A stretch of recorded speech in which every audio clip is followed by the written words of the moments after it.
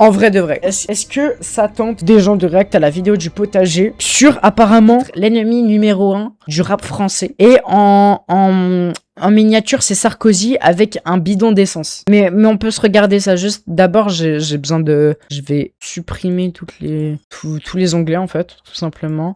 Ok, let's go les frères, c'est bon, bien installé. Vidéo du potager. Let's get it. Nicolas Sarkozy, avez-vous, oui ou non, reçu de l'argent liquide de Libye pour financer votre campagne de 2007? Quelle indignité. Nous sommes sur le service public. Oh non, putain, c'était mon dernier yaourt. Je vais faire comment, moi? Je sais pas me faire à manger. Acteur studio. Et oui, non, vous ne rêvez pas, j'ai bel et bien une nouvelle caméra. J'ai travaillé un peu la lumière. Le décor, c'est catastrophique. C'est transition, hein, de toute façon, là, ça va rester sûrement comme ça pendant plusieurs vidéos avant que je me bouge à faire un truc convenable. Il y a un amas de vêtements que je vends sur Vinted, là, à ma droite. Vous pouvez notamment retrouver sur mon compte Vinted cette veste berserk personnalisée avec dans le dos la tête de Guts. Ça partira très très vite, hein. Faut on rompiche, hein. Un bombers aussi jeune riche de la marque, les trucs. Passe à la vidéo, ADM dessus, c'est ton dur. J'ai pas sorti de vidéo le mois dernier, c'est... Alors, c'est vrai que ça fait plusieurs mois, plusieurs années que, en commentaire sous les vidéos, des gens se plaignent que je politise le rap. Pardon. Alors après, il vous en faut pas beaucoup, hein, parce que bon, je suis loin d'être Che Guevara. Il est en mode Black Power, Blanche-Neige. Ah, et tu faisais des vidéos parcours en 2018. 400 vues. Du coup, aujourd'hui, on va faire une vidéo sur Nicolas Sarkozy. C'est tellement principalement à travers un axe qui nous intéresse ici précisément. Alors, ces dernières semaines, derniers mois, le nom de Nicolas Sarkozy a pas mal occupé l'espace médiatique suite à ses affaires judiciaires. Pour beaucoup d'entre vous, c'est sûrement le président de quand vous étiez en primaire, collège, ou même pour les plus jeunes, juste un vieux président que vous avez peu connu, et son mandat correspond peut-être même à votre année de naissance. Thomas, tu es né en quelle année? En 2008. Je suis né en 2011, les frères. On va rien dire, les gars.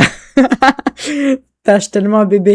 Et les 2008 vont avoir 18 ans cette année. Cette information n'arrange personne, mais bon, écoutez, hein, on fait avec. Ah, c'est marrant parce que moi j'ai repensé à la quéquette à Jacques Chirac. On allait voir nos camarades dans la cour de récré, on faisait « Vas-y, ouvre la boîte, la quéquette à Jacques Chirac ». Et moi j'ai fait cette blague-là à ma meuf, et j'avais oublié que ma meuf elle est plus jeune que moi. Et elle m'a dit « Non, moi c'était la quéquette à Sarko ». Truc de ouf, ça veut dire que la blague elle évolue selon le président actuel. Bah oui. Moi je me demande si... Nous c'était c'est le zizi de Sarkozy. Si les enfants de maintenant, ils font encore Vas-y, ouvre la boîte, la quéquette à Brigitte. Non, parce que je suis complotiste en fait. Alors, je suis pas ici pour vous faire une vidéo dédiée à toutes ces affaires judiciaires, mais pour bel et bien vous parler de rap français à travers lui. Parce que certains le savent peut-être pas, ou alors l'ont vaguement entendu au loin une fois ou deux, ça a déjà été évoqué rapidement sur cette chaîne YouTube, mais il y a une vingtaine d'années, Nicolas Sarkozy était vraiment l'ennemi numéro 1 du rap français. Ah oui non, c'était pas qu'un titre putaclic, hein, c'est réel. Vraiment, tout le milieu rap en France le détestait. Il y avait une haine, une colère qui a unifié tout un genre, toute une culture musicale contre lui. C'était à cette époque omniprésent, pas un couplet de rap sans que le nom de Sarkozy soit évoqué. Et aujourd'hui, on va voir pourquoi, à travers une rétrospective de toute cette période-là, qui est en plus la période où j'ai commencé à écouter du rap français. Ça a peut-être joué après d'ailleurs sur le fait que je sois un peu taquin. C'est pas moi, c'est le rap français, maman. Dans mon petit potager, ça pique rap. Du melon, de la tomate. Le générique de légende, hein. Le terme nettoyer au Karcher est un terme qui s'impose. Oh putain, je vais enfin pouvoir me détendre. Et eux, c'est les goths. Oh, c'est quoi? C'est Gabin et Elliot. C'est tellement les goths, ces deux-là. Avec un autre. Bah, vous connaissez peut-être. Ils ont sorti une vidéo aux US. Gabin et Elliot. Après, c'est vraiment des alcoolos à mort. Hein. Genre, dans chaque short, dans chaque live, dès que je les vois, ils sont en train de boire de l'alcool. C'est complètement fou. Enfin, ils sont en train de soit boire de l'alcool, soit tirer au pistolet, frérot. Que dans la vidéo États-Unis, ça, bien évidemment. Bref, toujours en train de faire des conneries, mais ils sont très drôles. Non, putain, non. Mais merde. Mais putain, mais comment je vais pouvoir... Avec PN Premier degré.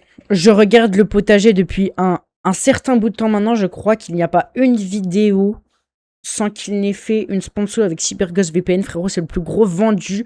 Le potager, tu as vendu ton âme d'une puissance, mais tant mieux, tu manges. Grâce à ça, tu peux manger.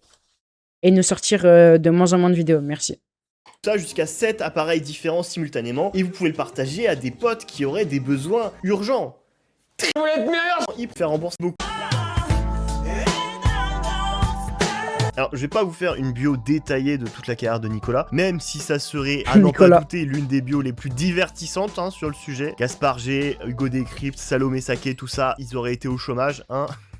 Pourquoi je menace des gens qui sont même pas dans mon domaine? Mais on va quand même un peu faire une bio de sa vie. En tout cas, les événements les plus marquants de sa vie politique pour comprendre, cerner le personnage et tout ce qui amène à la situation qui nous intéresse dans les années 2000. Alors déjà, Nicolas, il rentre à l'UDR, l'ancêtre des Républicains, à l'âge de 19 ans. Alors peut-être qu'en 1974, sous Giscard, on s'ennuyait de fou et que c'était ça, le passe-temps des bourgeois parisiens, faire de la politique. Maintenant, c'est tenter de faire du rap ou de la crypto. Voilà, tu sais, en 50 ans, les choses ont changé. Moi, à 19 ans, en tout cas, je repassais mon bac pro à Pontchâteau. Cobaladé, lui, à 19 ans, sortait l'affranchi. Et viens, on discute, lui, s'était promis sur la murette sud du lycée des Landes de Tyros qui serait un jour un élu de la République. Bon, alors finalement, il fait juste des soirées pour des jeunes de 19 ans. Mais voilà, j'aurais pas boudé mon plaisir de le voir éteindre Glucksmann en 4K sur un plateau télé. Même si c'est vrai qu'il n'y a pas besoin d'être un élu de la République hein, pour faire ça, hein, c'est à la portée de tout le monde. Robeux, personne regarde ta meuf, elle est comme France 2.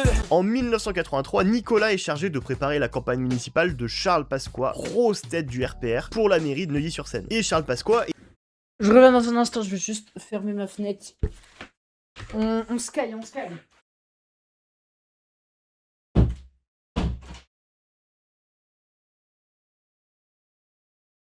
Relais frère. En tout cas, ouais, moi, quand je regarde une vidéo et tout, je préfère pas trop parler. Tu connais, je mets pause, on regarde. S'il y a vraiment un truc à dire, je fais pause et je parle, et sinon... En vrai de vrai, je laisse passer. Il est un peu considéré comme le mentor de Nicolas Sarkozy en politique. Il a été le témoin de son mariage quand même, hein. Mais Nicolas, sans l'opportunité d'aller chercher lui-même le poste de maire, trahit Charles Pasqua et se présente face à lui. Jacques Chirac, président du parti, ne tranchera pas la question à l'époque et une opération de la hernie discale de Charles Pasqua finira d'enterrer sa candidature. C'est-à-dire que quand son mentor a été dans une situation de faiblesse, Nicolas, lui, il a juste vu l'opportunité de l'éteindre. Être calife à la place du calife. Qui venait de poignarder dans le dos Charles Pasqua et qui n'avait absolument aucun regret, aucune culpabilité. En fait, déterminé et sans état d'âme, Nicolas Sarkozy l'était depuis longtemps, sans doute même depuis toujours. Nicolas Sarkozy, c'est un des premiers à avoir assumé... Pourquoi la qualité elle est comme ça, frérot? On a compris, tu veux donner un effet, abuse, gros, on voit rien, on dirait la télé cathodique de chez ma grand-mère, frère. Qui marche plus depuis 10 ans, La nécessité de recourir à la violence en politique pour éliminer son rival. Et il avait que 28 ans à l'époque, hein, et beaucoup se moquaient de son air juvénile et du fait qu'il était petit. Parce que Nicolas, il fait que 1m65. C'est un farfadet malicieux. Ouh, la loose.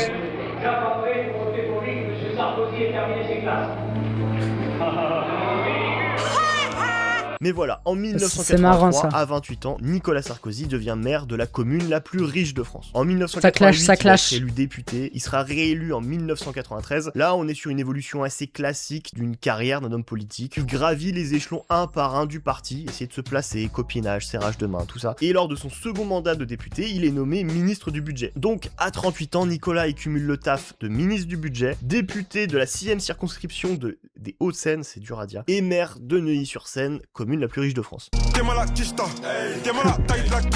Nage dans l'argent. Et d'ailleurs, je savais pas avant de faire cette vidéo, avant de faire les recherches pour cette vidéo, mais les salaires d'élus de la République sont plafonnés en cas de cumul de mandats ou de postes. Mais en gros, en équivalent d'aujourd'hui, il touchait à peu près par mois 8500 € net. Le SMIC, lui, était à 900 €. Se lever pour 900, c'est insultant. Ça, c'est universel, ça marchera tout le temps. Alors Nicolas, quand il va être ministre du budget, il va commencer à être un peu connu du grand public, mais il a pas beaucoup de buzz non plus. Hein, il est pas non plus encore hyper connu hein, par rapport à tous les gros noms de la politique de l'époque. Nico, c'est la 2e, voire 3e division. C'est Châteauroux. C'est Valenciennes. Mais il y a un événement qui va lui donner un grand coup de projecteur. Cette prise d'otage. Une trentaine d'enfants d'une école maternelle sont en ce moment même les otages d'un homme armé. Ou celui qui se faisait appeler Human Bomb, la bombe humaine, avait pris en otage 21 enfants et leur institutrice. Alors, c'est si vieux que ça, Human Bomb? C'était à Neuilly? Enfin, peut-être il va le dire, my bad, je ferme ma gueule, mais... Putain, je pensais que c'était genre vraiment... Je pensais Human Bomb, c'était genre en 2010-2015, moi. Ou peut-être j'ai pas suivi, on est juste avant qu'il devienne président, peut-être. Peut-être il allait très vite. Putain, Human Bomb, c'est... Le raid est sur place, gère la situation, et je viens de vous dire que cet événement va lui donner un grand coup de projecteur. Mais je tiens à rectifier que c'est lui-même qui va se donner ce grand coup de projecteur. Parce qu'il va aller de lui-même sur les lieux, aller négocier avec le preneur d'otages. Mais Nicolas Sarkozy n'écouta personne et pénétra dans l'école pour négocier en direct avec l'homme qui s'était entouré d'explosifs. Bah, il se dit qu'il est plus que légitime, hein. Il est maire de la ville, il est au gouvernement, syndrome... Ouais, c'était à Neuilly, putain. Je pensais tellement pas. Du personnage principal et opportuniste fois 1000. Lui aussi est tout Ah ouais, là, Lorsque le chef de là, c'est du chaud. Bayon m'informe de l'arrivée de Sarkozy, je lui dis on n'est pas sorti de l'auberge, un ministre sur place. Pourquoi l'arrivée d'un ministre pose problème? Nous faut le protéger, c'est quand même un membre du gouvernement. C'est pas nécessairement bon d'avoir un personnage déjà aussi haut placé dans une négociation, parce que après, qu'est-ce qu'on peut faire après ça, quoi? Dans la mesure du possible, on évite ce genre d'intermédiaire, enfin de ce genre de négociateur déjà. Ah ouais, gars, il est... Et autant vous dire que cette situation lunaire, les gars du raid, ça les exaspère. Parce que quand même, on rappelle, le raid... Ils existent pour ça. Je veux dire, dans la France, il y a personne d'autre qui est plus qualifié qu'eux avec le GIGN et la BRI. Et là, t'as un mec en costard d'1m65 qui arrive et qui se dit « Non mais les gars, laissez-moi, je vais parler avec le preneur d'otages. » Aucune formation. Rien. Et encore une fois, pourquoi est-ce que Nicolas a sauté sur l'occasion? Eh bien, à chaque échange avec le preneur d'otages, il négocie un gosse. Tu veux un coup de fil? Passe-moi la fille. Tu veux à manger? Passe-moi le gosse là avec le pull rayé. Ou alors donne-moi le petit noir, Ah. Sarko, tu... Ouais, Et il y a la télé sur place, il y a des caméras de partout. Du coup, à chaque fois que Nicolas réussit à négocier un gosse, et bah tu le vois sortir avec l'enfant dans ses bras et marcher droit vers les caméras. Et le ministre de ramener à l'air libre comme autant de trophées. Il y en a 30 des gamins, les gars. Il va endetter toute la France. C'est lui qui a endetté la France pour 30 gamins. Alors qu'en vrai, les 30 gamins, on aurait pu juste tous les shooter, c'est bon, frère. À cause de lui, maintenant, on est tous endettés sur 25 générations. Ça valait pas le coup. Tout ça pour 30 gamins. N'importe quoi. Un enfant, puis un autre encore.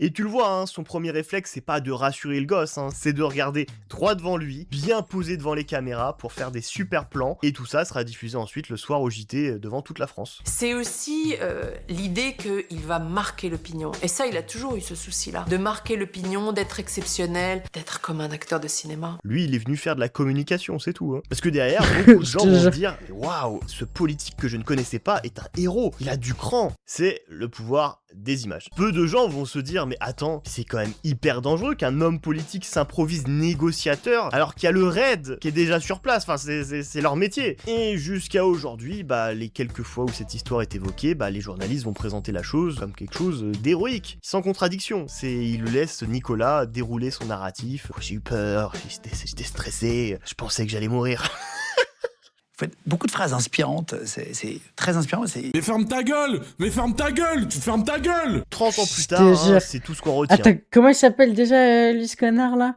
Même il était à Énergie avant. Attends, j'ai oublié. Legend. Comment il s'appelle? Legend. Guillaume Play, voilà. Guillaume Play, c'est enculé. Bah, c'est ta mère, Guillaume Play. Les images. Et ça, Nicolas, il l'a vu, ça c'est son premier buzz. Ça va imprimer. En 1995, va y avoir les élections présidentielles, mais à l'époque, pour Nicolas, il n'était pas question de faire un énorme coup de poker, créer son propre parti politique et se présenter au présidentiel, comme un Young Macron. Ça, c'est notre époque moderne. C'était encore l'ère des partis politiques, et les deux ténors du sien, du RPR, c'était Chirac et Balladur. C'est eux qui allaient déjà se disputer l'élection présidentielle de 95. Sarkozy, lui, va soutenir Balladur, alors que pour l'élection de 88, il avait soutenu Chirac. Il se dit qu'il y a un coup à jouer, et puis c'est plus ou moins vu avec Balladur que s'il gagne, c'est lui qui serait choisi comme Premier ministre. Ma conviction, c'est qu'Édouard Balladur est toujours celui qui, dans la majorité, est le plus susceptible de rassembler le plus grand nombre de nos compatriotes. Chirac gagnera les élections de 1995, deviendra président de la République, et Nicolas Sarkozy sera considéré comme un traître au sein du parti. Moi, j'étais parmi les militants à l'époque. Et je le vois rentrer, et j'entendais les militants siffler, le traiter de traître, et son nom même était quasi banni. Alors après, on est en 1995. Il va juste être mis au placard pour une période indéterminée. Il peut toujours revenir derrière. Au Moyen-Âge, on l'aurait écartelé pour ça. Voilà. Mais Jacques Chirac le déteste à partir de là. Il y a vraiment pas beaucoup de gens qui peuvent se vanter. Pourquoi il a mis un 995? J'ai pas compris. Qu'est-ce qu'il foutait là, frérot? Le président de la République, le mec le plus puissant du pays, le gars qui a les boutons nucléaires, te déteste. Dans les années qui suivront, des péripéties à droite et à gauche pour Nicolas. Ah, c'est... Non, parce que tu vois, par rapport aux partis politiques... Allez. Et on arrive ici tout doucement au 21e siècle. On arrive à notre histoire, dans les années 2000, qui vont être le cœur des démêlés entre Nicolas et le rap français. Eh ben, putain. Ah, vas-y, la pub, là. Jusqu'où vous emmènera la collection de livres Happy Meal? Je veux pas savoir. Explorez les merveilles du monde par Je veux pas savoir. Je ne veux pas savoir. Avec les nouvelles catégories Vinted, vous pouvez acheter toutes sortes d'articles. Vas-y, on va faire comme les profs. Il y a la pub au couple son. Premier flic de France. En 2002, suite à la réélection de Chirac, Nicolas Sarkozy est nommé ministre de l'Intérieur. Ah oui, je vous avais dit, ça dure qu'un temps ces histoires de placard. Il suivra une politique sécuritaire et répressive de droite et va pas mal dépoussiérer aussi la police en la faisant pleinement rentrer dans le 21e siècle. Il étend les fichiers d'empreintes digitales à tous les délits, va défendre les peines planchées. Ça va être marrant pour plus tard cette histoire de peine planchée. Alors je sais pas si c'est sa politique en particulier ou dépasse. C'est quoi? Peine planchée, je connais App. Et tu vas le dire, probablement. I don't know. C'est vrai, chez les gars, il y a eu une nouvelle vidéo de Masqued, mais je crois que je l'ai vue. Ça, je débat. Je dis ça parce que celle d'avant, on y avait React en stream. Et du coup, tu vois, ça peut être un petit rituel, les petites vidéos de Masqued. Mais trop tard, les gars, j'ai été vif. Télé qui vont lui faire... Regardez Masqued. En plus, là, il a commencé les streams. Donc, et ces streams, ils sont vraiment super sympas. Donc, voilà, je vous conseille de, si vous pouvez...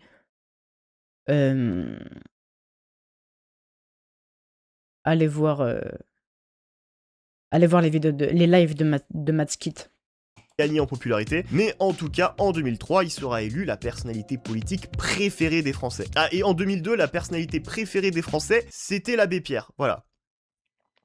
Faites-en vos propres conclusions. Bah, c'est marrant quand même parfois la France, hein, puisque bah, au même moment, t'avais une grosse partie du rap français qui le détestait, notamment à cause de la polémique qu'il aura avec Sniper. Et ma mère, elle a entendu ça. Elle est venue me soulever dans ma chambre. Elle m'a dit réveille-toi, il parle de vous à la télé là, c'est quoi cette histoire? Attends, c'est nous là? C'est nous là, c'est nous. Alors les polémiques entre des rappeurs et des politiques, c'est pas nouveau, même à l'époque. À partir du moment où le rap a émergé en France, quasiment directement il y a eu des problèmes avec les politiques. En 95, Minister Hammer va avoir sa polémique. Scandale avec les syndicats policiers, premier scandale, à cause de Brigitte, femme de flic. J'ai usé toute ma boîte de préservatifs, un pas à l'air, elle me parlait de son père, un bon commissaire, chef divisionnaire. Deuxième scandale en 95, dans le deuxième CD, donc qui s'appelait 95 000 RIP Calbo. de sang, avec sacrifice de poulet. Alors, il y a eu un procès sur sacrifice de poulet. Pas de bête sans que le poulet repose en bec, est-ce que tu le sais? Sacrifions le poulet. Attention, 3, 2, 1... Un poulet. NTM va aussi avoir sa polémique en 95. Puisqu'ils ont été condamnés à 3 mois de prison et à 6 mois d'interdiction d'exercer leur métier en France. Ils sont accusés d'outrage à la force publique en raison de ce qu'ils ont dit sur scène et aussi du contenu d'une chanson. Waouh, 3 mois de prison pour ça. Je savais ils avaient des problèmes avec la justice et tout, mais moi je pensais juste qu'ils avaient... Tu connais, ils avaient une amende ou même pas, tu vois, juste ils étaient allés en justice, ça avait fait sans suite et tout. What the fuck, 3 mois de prison pour avoir fait un son sur la police avec en vrai 0 insulte, genre juste ils... 13 blocs, ils ont pris tellement rien, gros, à côté de ça. Mais ils ont pris quand même un truc. Enfin, c'est Stavo qui a pris un truc avec je mets plusieurs corps de flics dans mon coffre.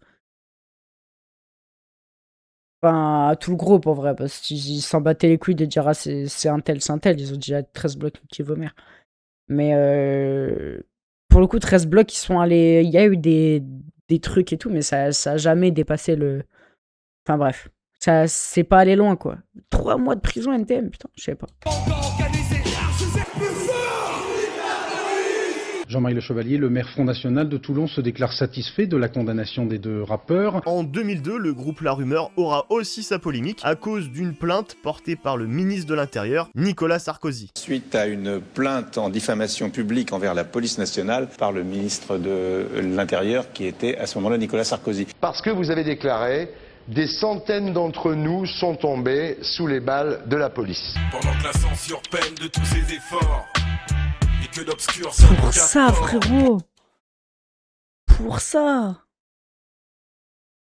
C'est dur, hein. Qu'un encombrant de bavure invoque le coup du sort et nous convoque leur état-major. Nicolas, du coup, il en est pas à son coup d'essai avec les rappeurs, mais sa polémique avec Sniper sera la plus marquante de sa carrière, et même globalement la plus marquante, l'une des plus marquantes de l'histoire du rap français. Tant de tracas, tant de comparutions, tant de frais d'avocats, tant de juges d'instruction. Bon, alors déjà, pour les plus jeunes qui nous regardent, c'est 40 000 ans quand je dis ça, faut lui expliquer c'est qui Sniper, parce que quand même, leur prime, le moment où ils étaient Abusé, frérot, quand même. Abuse. le plus exposé, bah c'était il y a plus de 20 ans maintenant. Donc c'est pas étonnant que des personnes de la nouvelle génération savent pas c'est qui ou ont vaguement entendu c'était qui. Sniper est un groupe de rap français formé en 1997, composé à l'origine de Tunisiano, Aketo, Blacko et DJ Bouge. Leur premier album, Du Rire aux larmes, est sorti en janvier 2001. Il y aura dessus 2 singles porteurs, Du Rire aux larmes, le morceau éponyme, mais surtout le morceau Pris pour cible, classique de chez classique. C'est un morceau générationnel, vraiment. Les jours défilent,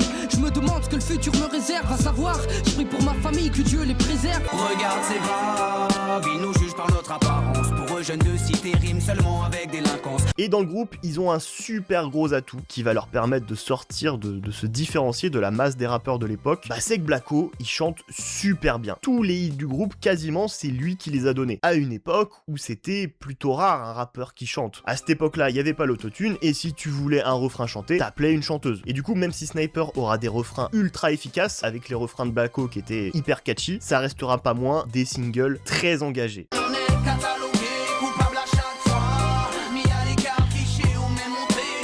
Cette musicalité permettra à Sniper de rentrer en rotation dans les radios, ce qui permettra à leur premier album de se vendre à plus de 200 000 exemplaires. On a vendu combien? 270 000.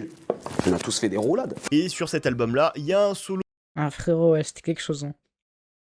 J'y fus pas, mais ça avait l'air d'être quelque chose. Hein. Tunisiano qui fera beaucoup parler de lui quelques temps plus tard. La jeunesse du morceau date de 1997. Tunisiano, qui rentrait chez lui après une session studio, se fait contrôler par la police. Ils trouveront une certaine quantité de cash sur lui et penseront que c'est un dealer. Tunisiano leur expliquera qu'il est rappeur et que c'est juste un peu d'argent que son producteur lui a donné pour vivre. Les policiers voudront rien savoir, l'embarqueront au commissariat, ils lui pèteront le nez pendant la garde à vue, puis ils vont le relâcher sans lui rendre son argent, qui lui rendront tout simplement jamais. Autant vous dire que Tunisiano, là, quand il rentre chez lui, il y a une petite envie de brûler le monde. Je sors de là, j'en veux aussi j'en veux à la terre entière, j'en veux à la police.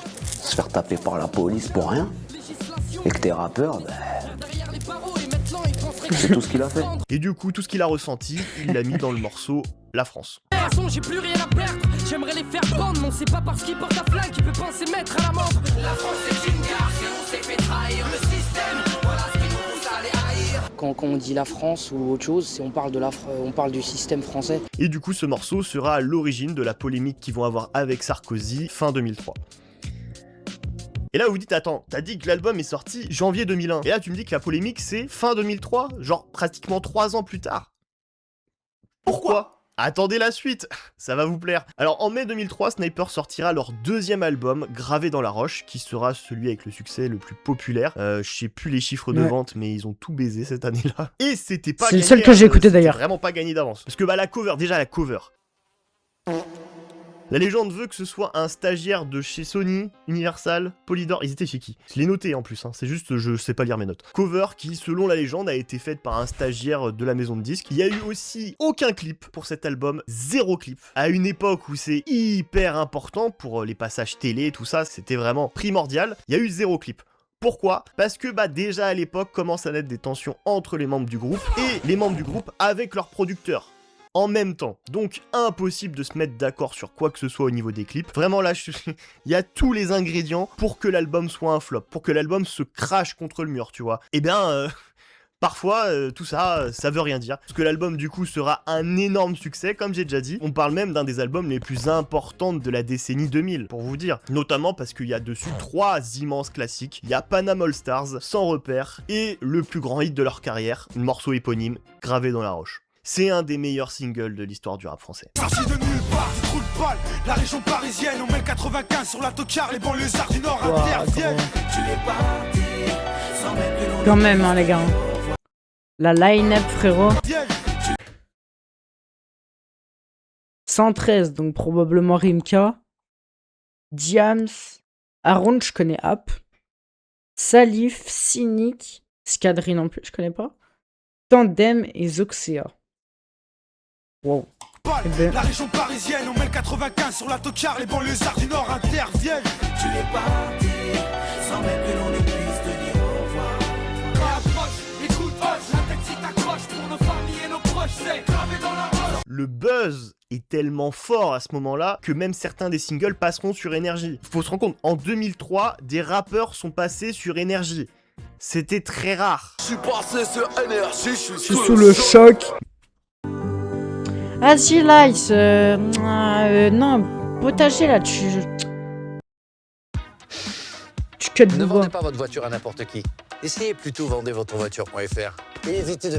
Mais du coup, ce gros coup de projecteur, parce qu'on rappelle Énergie, première radio musicale de France, numéro 1 du pays, ce gros coup de projecteur va du coup les exposer à des gens qui veulent pas avoir ça. Des gens qui détestent le rap, et même pour certains avant tout, qui détestent les Noirs et les Arabes. Et le groupuscule d'extrême droite Bloc Identitaire, ça va fortement les agacer de voir ce genre de personnes-là autant exposées médiatiquement. Et ensuite, ils vont commencer à un peu fouiller partout pour essayer de trouver des éléments à exploiter pour s'en prendre à eux. Elles viennent 10 ans après nos premières campagnes contre le racisme anti-français des groupes de rap.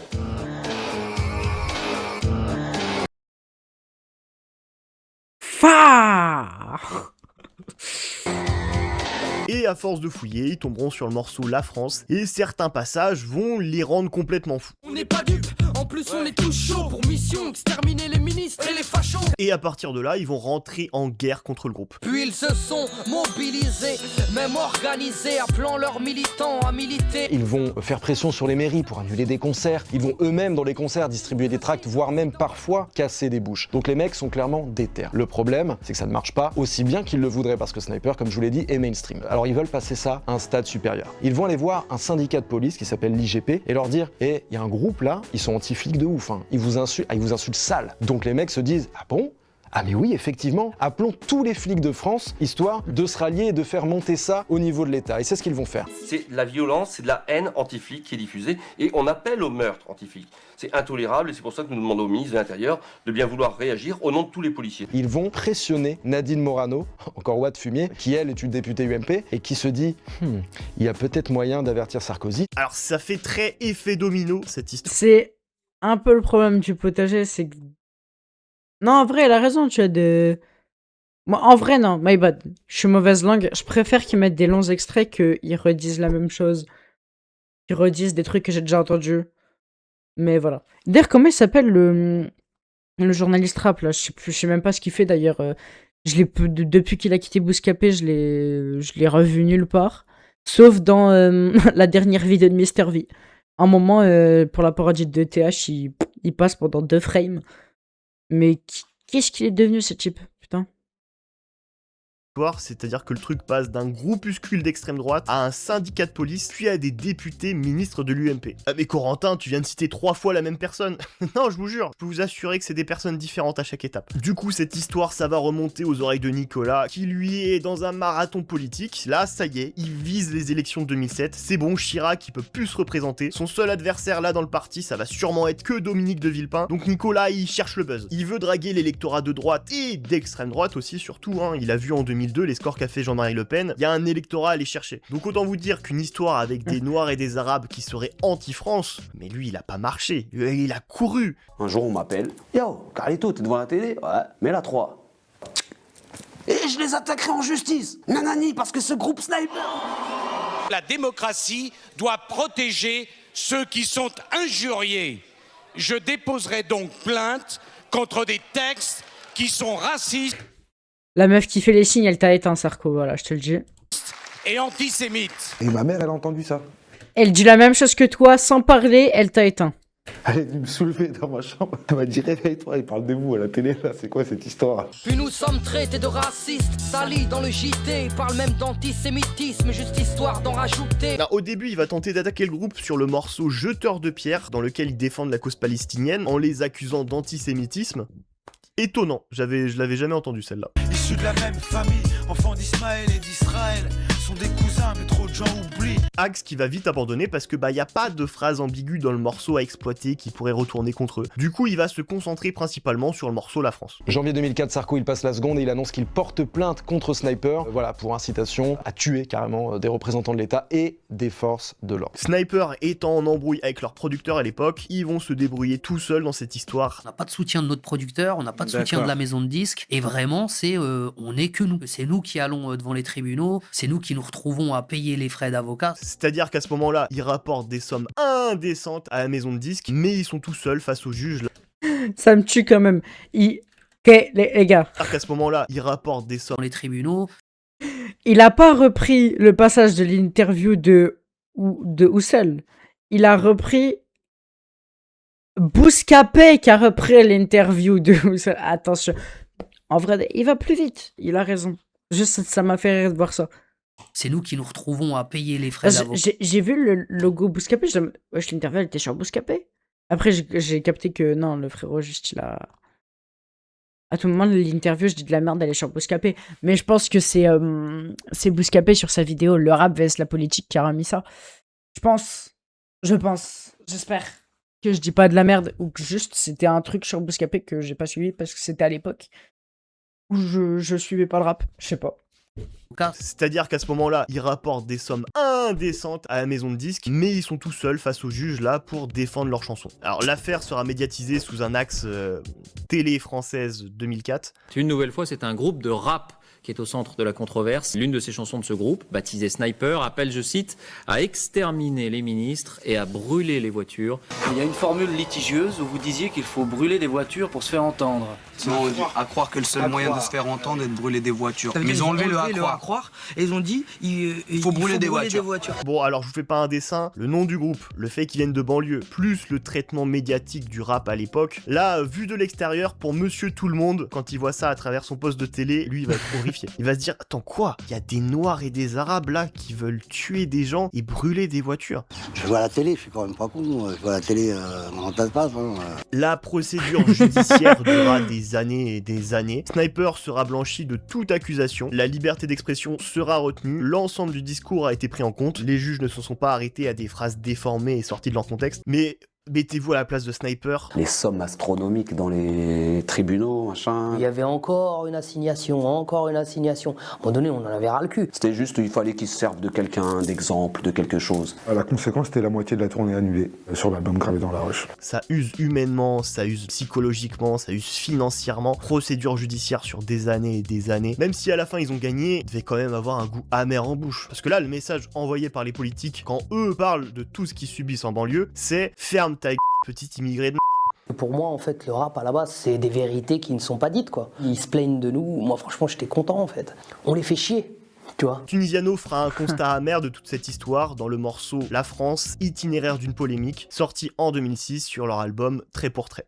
Accusé d'inciter à prendre les armes, ce texte n'était qu'un signal d'alarme, messieurs.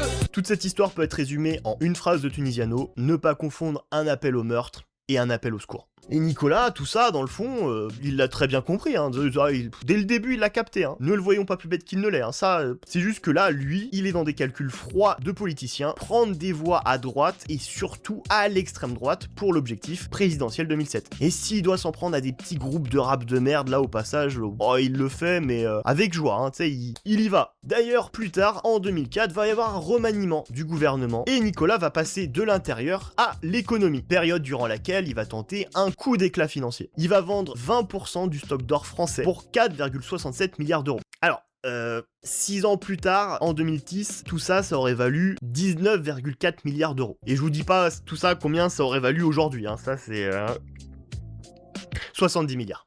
Alors, je suis pas économiste, je pense que c'est pas le coup du siècle. Tu vois, Enfin, je dis ça, même Nicolas non plus n'est pas économiste, même il a aucune formation en économie ou en finance, il est avocat de profession. Un an plus tard, en 2005, nouveau remaniement du gouvernement, hop, tu connais encore une fois les chaises musicales, et Nico, à 50 ans, redevient ministre de l'Intérieur. Et si certains d'entre vous pensaient que Nicolas, là, il avait tout donné, il s'échauffait à peine. Là, il se met vraiment en mode élection présidentielle. Là, c'est dans 2 ans. Là, c'est dans les starting blocks. Donc le gars, il a pas le temps. Faut envoyer des signaux forts, montrer qu'il est sur le terrain, qu'il est dynamique, un homme d'action. Et c'est suite à tout ça que Nicolas Sarkozy va devenir l'ennemi numéro 1 du rap français. Tu es en licence et tu cherches un master qui réunit le meilleur de l'école d'ingénieur et de l'école de commerce. Non, je cherche pas ça. Joe Pesci dans Maman j'ai raté l'avion, qui se serait pris pour Joe Pesci dans Les Affranchis. Donc c'était très compliqué de le prendre au sérieux parce que tu te dis, j'ai quand même déjà vu des trucs plus impressionnants dans la cuvette de mes toilettes. Yarim Sar, je t'aime. Or, le mec se permettait d'être très insultant avec à peu près tout le monde.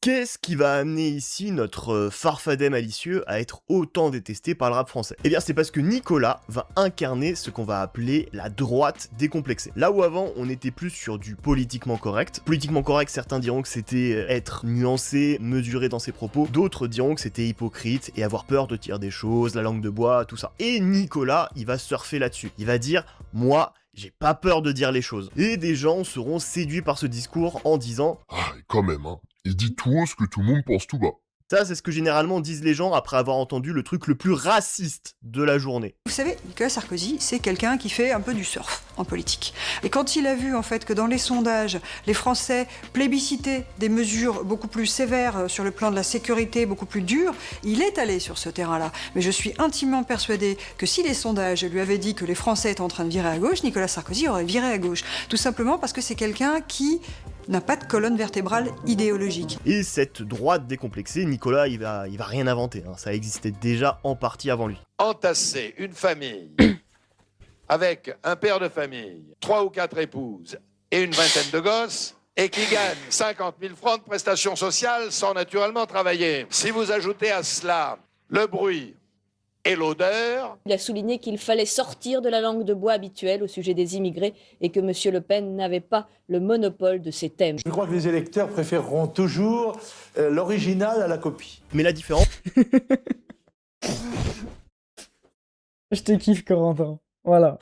C'est que eux, c'était une petite phrase par-ci, par-là, petite phrase choc là pour essayer de draguer des gens. Nicolas, lui, ce sera ça, son cheval de bataille, les phrases choc. À l'époque, tout le monde l'appelait Speedy Sarko. C'était ce personnage qui bondissait, qui jaillissait aux 4 coins du pays dès qu'il y avait un fait divers. Que Sarko, il avait une sorte de running gag involontaire, c'était de se pointer en bas de chez les gens avec plein de caméras et de se mettre à crier. Le 19 juin 2005, Sid Ahmed, un enfant de 11 ans, est tué par une balle perdue à la Courneuve, dans la cité des 4000. Dès le lendemain, Sarkozy se rend sur place avec une armée de caméras. Et selon Le Monde, il déclare « On va nettoyer au Karcher la cité des 4000 ». Le terme « nettoyer au Karcher » est un terme qui s'impose. Un Karcher, c'est un nettoyeur haute pression, ça décape, ça nettoie en profondeur. C'est une solution de nettoyage très efficace. Et Sarkozy n'utilise pas ce mot-là par hasard, c'est pour signifier qu'ils vont utiliser des moyens très forts pour nettoyer les banlieues en profondeur. Mais dans notre cas précis, c'est quoi la saleté dont il faudrait se débarrasser en banlieue? Quand toi tu grandis et que t'allumes la télé et que t'as l'impression que la cité c'est que des voitures qui brûlent et des gens qui se font agresser, ou qu'on est des cafards qu'on doit nettoyer au Karcher, ça fait mal. Et alors, excusez-moi, mais nettoyer, on n'est pas des animaux. On n'est pas une qu'est-ce qui dit ça? On nettoie pas des gens. C'est un bourgeois qui arrive avec des caméras et qui regarde des petits rebeux qui n'ont pas un gaiement et qui leur dit « Je vais vous nettoyer au Karcher, bande de racailles ». Quand on nettoie ce qui est sale avec un Karcher, qui est un instrument à haute pression, on envoie à l'égout. Donc employer le Karcher, pour parler des jeunes, on va les éliminer comme des ordures. Il a pu m'arriver de blesser des gens, j'ai pu être maladroit, ça c'est certain. Mais le Karcher, c'était pas une maladresse. Il parle de Karcher, divise la France en deux. Sarko, t'offre à la vache, à l'éléphant bleu. Comme un Lamborghini et ça, j'appelle Sarkozy pour un coup de Karcher. Hey. La racaille, nous portons donc karchériser l'Elysée. On va pas se méprendre, chacun sa vie. Je passerai pas sous leur putain de Karcher. Moi j'ai toujours la bite propre, Sarko me la nettoie sans Karcher. Faudrait nettoyer au Karcher Nicolas Sarkozy. 4 mois plus tard, le 25 octobre 2005, Nicolas va faire une sortie nocturne surprise Surprise. C'est une descente. Une visite nocturne, voilà, à 23h, il décide d'aller visiter le dispositif policier d'Argenteuil. Après, ça devait être sûrement une période de creux, il s'est dit, faut rebondir, faut qu'il y ait une actualité sur moi. Comme ça, après, les gens, ils disent, ah, il vient même quand on l'attend pas, c'est vraiment un homme de terrain. Il a peut-être pris le terme premier flic de France un peu trop à cœur. Surtout que c'est un peu ironique, hein, puisqu'il a pas la taille minimum pour être flic. Sa venue fait beaucoup de bruit, il arrive avec un Il y a une taille minimum.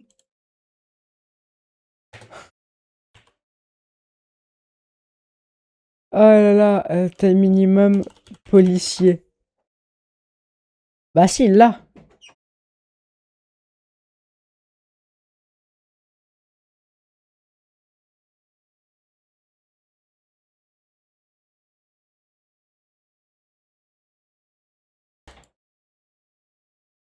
My bad.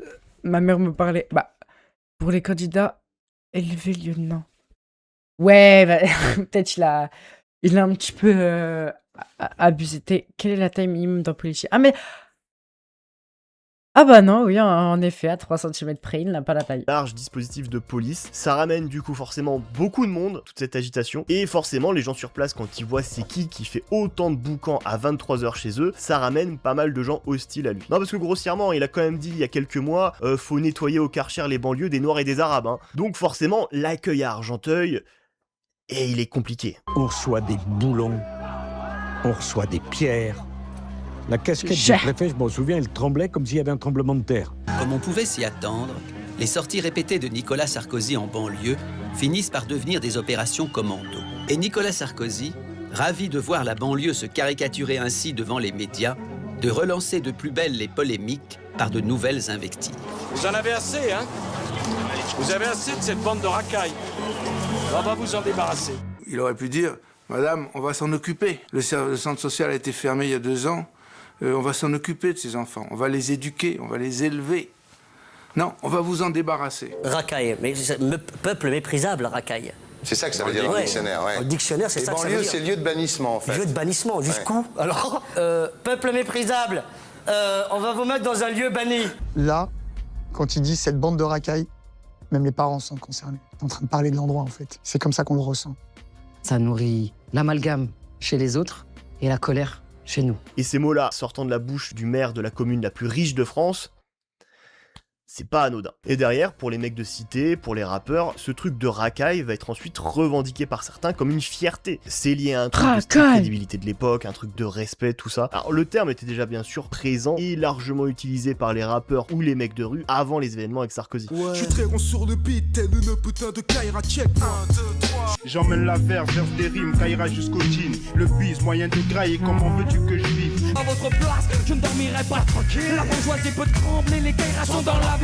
Message à la racaille, les cibles de Sarko, les délinquants, les narcos. Mais ensuite, pour les années qui suivront, après cet événement, j'ai l'impression que le terme a ensuite été encore plus présent, encore plus utilisé. Mais aussi pour certains, son utilisation, c'est dans un sens se réapproprier ce terme utilisé par Sarkozy. À la base, ce truc qui est un terme péjoratif devient quelque chose que t'es fier d'être. Et en plus, ils disent pas racaille, ils disent Kaira.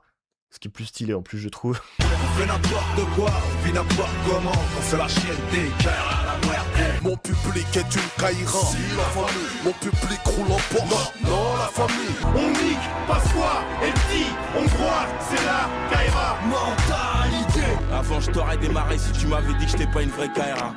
J'avais besoin de prouver. J'étais une vraie Kaira. Qui au fil du temps sera de moins en moins utilisé, au même titre que la street crédibilité va être de moins en moins importante dans le rap français ou même en banlieue globale. C'est un truc qui va fondre comme neige au soleil avec le renouvellement des générations. Mais le terme Kaira, bien sûr, est toujours utilisé, mais plus dans le même sens que de l'époque à Sarkozy. Mais cette politique de répression de Sarkozy, la pression même qu'il mettra sur la police, cette politique de tolérance zéro aura des conséquences dramatiques le 27 octobre 2005. Tout démarre par un banal coup de téléphone en Seine-Saint-Denis. Ce 27 octobre 2005, à Clichy-sous-Bois, un habitant signale à la police des jeunes qui jouent sur un chantier. Il craint, dit-il, que les adolescents se blessent.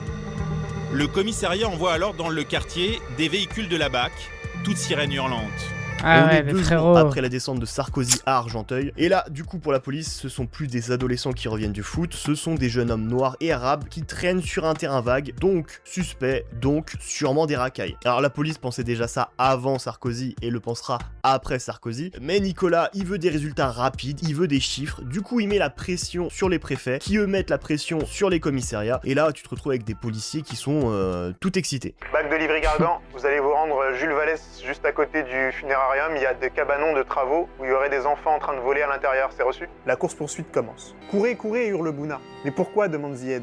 Les keufs sont arrivés, ils ont attrapé Denis. On n'a rien fait, ça sert à rien de courir, crie Zied. C'est vrai, mais par réflexe, ils sont déjà tous en train de cavaler. Aucun d'entre eux n'a ses papiers sur lui et ils connaissent les méthodes de la BAC. Pourquoi les policiers ont mobilisé 5 voitures et 11 agents pour attraper des ados complètement inoffensifs? Et cette surenchère policière aboutira à la mort de Zied Benna, 17 ans, et Bouna Traoré, 15 ans, qui mourront électrocutés dans un transformateur EDF dans lequel ils s'étaient réfugiés pour échapper à la police. Un des policiers dira à la radio: En même temps, s'ils entrent sur le site EDF, je donne pas cher de leur peau. Hein.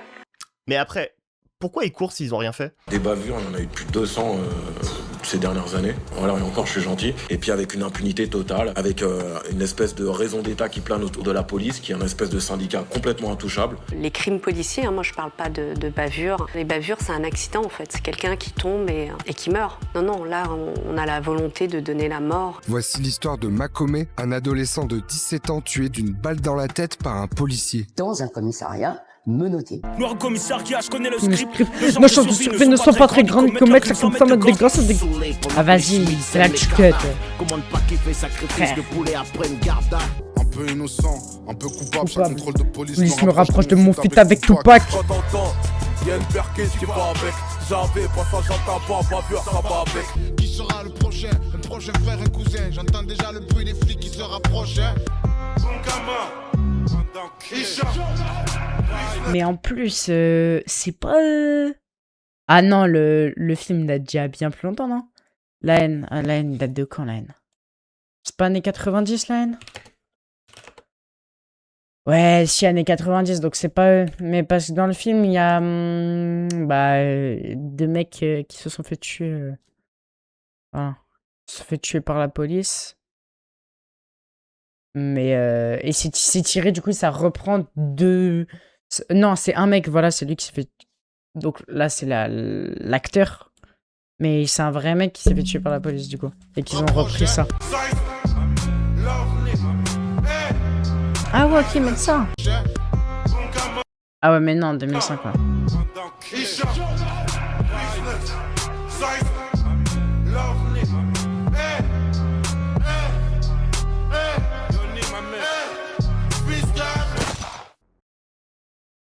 Réflexe de base de l'être humain face à un danger, tu fuis. Nicolas Sarkozy et Dominique de Villepin déploreront le drame, mais toujours en rappelant en amont que ce sont des cambrioleurs, sachant qu'ils ont rien essayé de cambrioler et qu'ils ont jamais rien cambriolé même. Lorsque les familles des victimes entendent ces déclarations, elles sont choquées. C'est respectueux le fait de salir la mémoire de Bouna et Zied en tenant des propos pareils. Qu'ils ont cambriolé, qu'il n'y avait pas course-poursuite, on voit qu'il n'y a pas de respect. Qu'une considération. Le processus, il est identique à chaque fois qu'une personne est tuée entre les mains de la police. C'est la criminalisation à titre posthume de la victime, de faire croire que c'est de sa faute en fait qu'elle est morte. Et ça, c'est le travail aussi des journalistes qui relaient uniquement la version policière. Et quand les journaux télévisés relatent le drame, de façon écrasante, tous relaient la thèse officielle. 6 jeunes sont interpellés sur ce chantier pour le cambriolage d'un cabanon. Nicolas Sarkozy déplore ces émeutes, mais affirme... Un cabanon, frère. Qu'est-ce qu'ils vont voler, les jeunes là? Des marteaux. Complètement marteaux, les jeunes. Vous volez des clés anglaises. Que la police ne poursuivait donc pas les jeunes qui ont été électrocutés. D'après la préfecture, ils n'étaient pas poursuivis par les policiers quand ils ont escaladé le local EDF. Et du coup, en réaction, les gens derrière sont moins choqués de leur mort. Des racailles qui fuient la police et qui meurent, c'est triste, hein, mais bon, ils l'ont bien cherché. Tant bien même si, après, la police sera obligée de reconnaître que, aucun délit ou tentative de délit n'avait été commis par eux. Tout le cirque médiatique, politique qu'a mis en place Nicolas Sarkozy. Je connaissais pas du tout cette histoire. C'était en 2005, ils ont dit.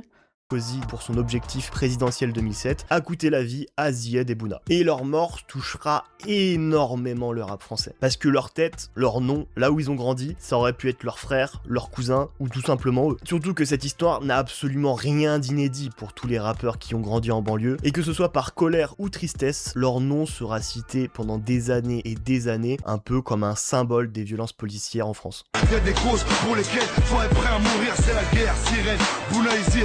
Superman est plein en bleu, mais Bouna et Zied, il était censé les protéger. Il les a tués. Appel ville en mémoire à Zied et Bouna. On a graillé les poulets, une boîte de 4 par la Gouna. J'aurais été à Clichy-sous-Bois, débrancher le transport de DF avant que Zied et Bouna arrivent. Et je dis repose en paix à Zied et Bouna. Traoré, family là-bas à Clichy-sous-Bois. Moi je suis pour que le boulevard de la Villette soit rebaptisé Bouna et Zied.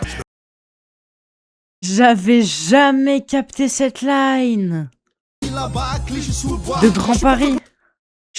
Moi, je suis pour que le boulevard de la Villette. Soit rebaptisé Bouna et Zied. Du coup, c'est le boulevard où ils sont morts, je pense. Ou non, du tout, c'est quoi le boulevard de la Villette? À tout moment, c'est un grand boulevard à Paris et je parais extrêmement con en tant que grenoblois. Boulevard de la Villette, c'est ça? Villette, Paris, ouais, ah merde, c'est un gros boulevard. J'ai paru comme un énorme con, ouais. Ah ouais, 19e arrondissement, ouais, c'est pas... Ouais, my bad. Je me rappelle de Zied, je me rappelle de Bouna, quand ça brûlait l'île de France toute la soirée. Et les conséquences de leur mort, ça va être une explosion de colère. Parce qu'encore une fois, combien de mecs de banlieue auraient pu être Zied et Bouna? Combien de mecs de banlieue ont déjà été Zied et Bouna? Quelles que soient les villes de France où ils habitent, ils y partagent les mêmes problèmes. Déscolarisation, chômage, humiliation incessante, discrimination, racisme et sentiment d'abandon. Alors ils se recroquevillent de plus en plus sur eux-mêmes dans des espaces de plus en plus restreints. Le quartier, la rue, les halls d'immeubles, leur territoire devenant de véritables lieux de relégation, des refuges qui, à la faveur d'une étincelle, peuvent exploser. J'ai voulu interviewer plusieurs personnes de cette cité, mais la majorité d'entre eux ne parlent pas français. Et la mort de Zied et Bouna, c'est la goutte de trop, c'est le feu au poudre, c'est ce que tu veux, mais c'est ce qui va faire exploser les banlieues en 2005. L'annonce de la mort de Zied et Bouna se répand très vite. Le soir même, la ville de Clichy-sous-Bois s'embrase. Des cocktails Molotov visent la police qui répond par des tirs de balles en caoutchouc. Le mobilier urbain est dégradé et de nombreuses voitures sont brûlées. C'est le début des émeutes de 2005. Après plusieurs nuits d'affrontements, les familles des victimes appellent au calme. Alors que la marche blanche et l'appel des familles avaient enfin permis de calmer les émeutiers, un événement va raviver la tension ce soir-là. Le ministre de l'Intérieur déploie près de 400 CRS dans les rues de la ville. Les forces de l'ordre iront même jusqu'à l'intérieur des bâtiments pour effectuer des contrôles. Il a initié, là, son rôle de pyromane. Au lieu de calmer le jeu, je rajoute de l'huile sur le feu et j'envoie les policiers partout. Les révoltes qui s'étaient calmées reprennent de plus belle et s'étendent au reste de la Seine-Saint-Denis, puis dans plus de 200 communes partout en France. Alors moi, je ne cache pas, je suis une partie prenante des émeutes. J'ai mis mes mains. Vraiment. J'étais très actif, proactif. On m'a pu niquer. On aime la France, on déclenche des émeutes pour déclarer nos flammes. Des émeutes du mois de décembre 2005, pète le crime passionnel. Je t'entends crier, faut que tu hurles. 2005, Bouna et Zied sont morts, on a mis les pieds dehors pour caillasser les ports. Depuis après, je regrette pas d'avoir tout niqué. Sur la route de la colère, on a brûlé des voitures. Aux armes citoyens, ce monde est haram impur. On parle des émeutes les plus violentes en France depuis mai 68 et même des plus violentes en Europe à l'époque. Sarkozy donnera des consignes en réaction de fortes répressions policières, plus couvre-feu, plus hélicoptère, plus provocation, etc. C'est désormais pour les violences urbaines comme pour la délinquance générale, la tolérance zéro. Nous sommes à la Courneuve, en région parisienne. La rédaction du 20h capte ce jour-là le passage à tabac d'un jeune homme par des policiers, plutôt remonté.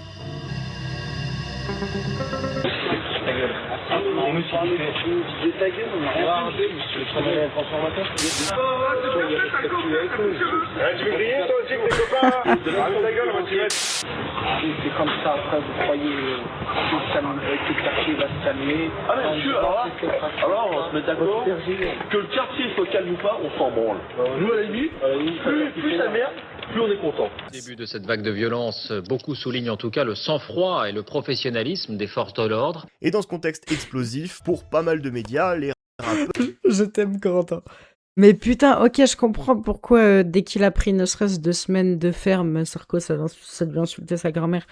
Ok, Parce que quand les rappeurs de l'époque disent ouais, baisse ta mère Sarko et tout, c'est comme. Enfin, c'est un mec de droite au pouvoir, quoi, qui fait de la D et qui s'en bat les couilles des cités une fois de plus. Mais. Genre que en 2000, bah du coup c'était 2025, que en 2025 ça dise ouais, nique ta mère Sarko et tout, t'as pris du ferme. Ok les mecs, mérité, putain, mais W, l'avocat de Sarko, hein, quand même, on le répétera jamais assez, ce qu'il a fait, la performance qu'il a lâchée pendant toutes ces années, c'est quelque chose quand même pour sauver ce gros fils de pute. Enfin bref. Peuvent peut-être faire quelque chose. Ils viennent de banlieue, on les voit parfois à la télé ou à la radio, puis du coup ils sont beaucoup écoutés par les jeunes en banlieue, donc ils peuvent avoir peut-être une influence sur ces jeunes-là qui brûlent tout. Donc on espère que là ils vont faire quelque chose, même si Jacques Chirac qui promet la lune, j'espère qu'il a la fusée. Ils ont une responsabilité, ils doivent appeler au calme. Ah ouais, à la télé, il y a Sarko, il parle de nous.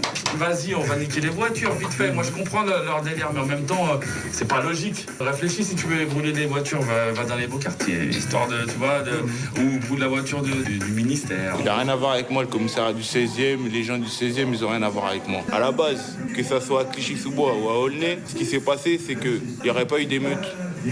Jamais personne n'aurait parlé des deux petits à la télé. Alors il y aura notamment Tandem qui sera invité sur France 3 pour essayer d'expliquer ce qui se passe en banlieue, pourquoi il se passe tout ça. Je pense que le drame de Clichy-sous-Bois était la goutte qui a fait déborder le vase, parce que depuis ces dernières années, les répressions policières devenaient de plus en plus violentes. Ce n'est pas la seule mort qu'il y a eu dans les banlieues. Nous, le groupe, on vit où il y a le feu. Donc on est bien placé. En bas de chez nous, il y a le feu. Et à l'heure d'aujourd'hui, je pense que les jeunes qui mettent le feu, ils sont en état de désespoir. Et il y a un rappeur qui aura pas de bol niveau timing dans cette histoire. C'est DC's qui sort l'album Les histoires extraordinaires d'un jeune de banlieue le 24 octobre. Et il va commencer sa tournée promo de tous les médias au même moment. Et au vu de l'actualité, forcément on va lui demander son avis sur les émeutes en banlieue. Qu'est-ce qu'il pense de tout ça? C'est pas bien quand même tous ces jeunes qui brûlent des voitures, hein? T'en penses quoi? En plus, l'album il s'appelle Les histoires extraordinaires d'un jeune de banlieue.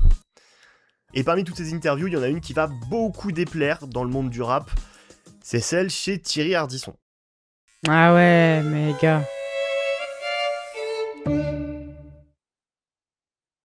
J'ai pris. Attends, c'est quoi le ouais. Mais même. Ah, mais maintenant que j'ai le contexte, peut-être que je pourrais revoir le. Voici. Parce que le rap en mieux avait fait un react à cette interview du coup. À cette émission. Et sauf que j'avais pas tout le contexte avec Sarko, Bounazied et tout, donc peut-être là je comprendrais mieux pourquoi est-ce qu'il ça critiquait DC's et il prenait des axes de défense que je comprenais pas trop.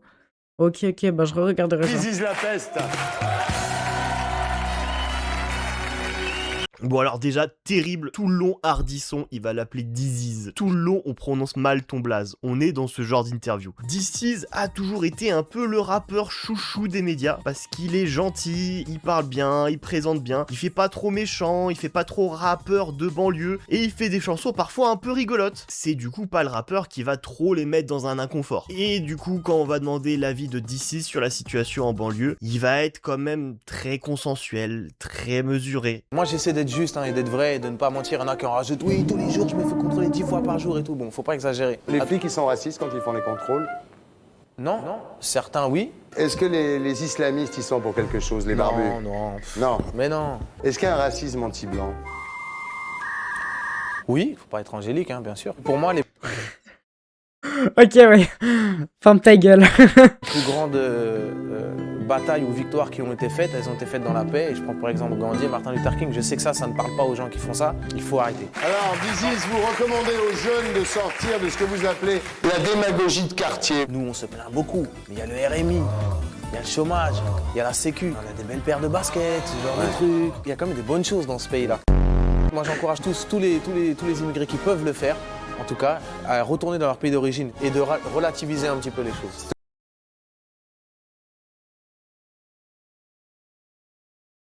Stop à la victimisation d'une certaine façon. Il faut avoir de la personnalité. Moi, j'ai de la personnalité quand je fais pas la victime tout le temps. C'est ça, avoir de la personnalité aussi.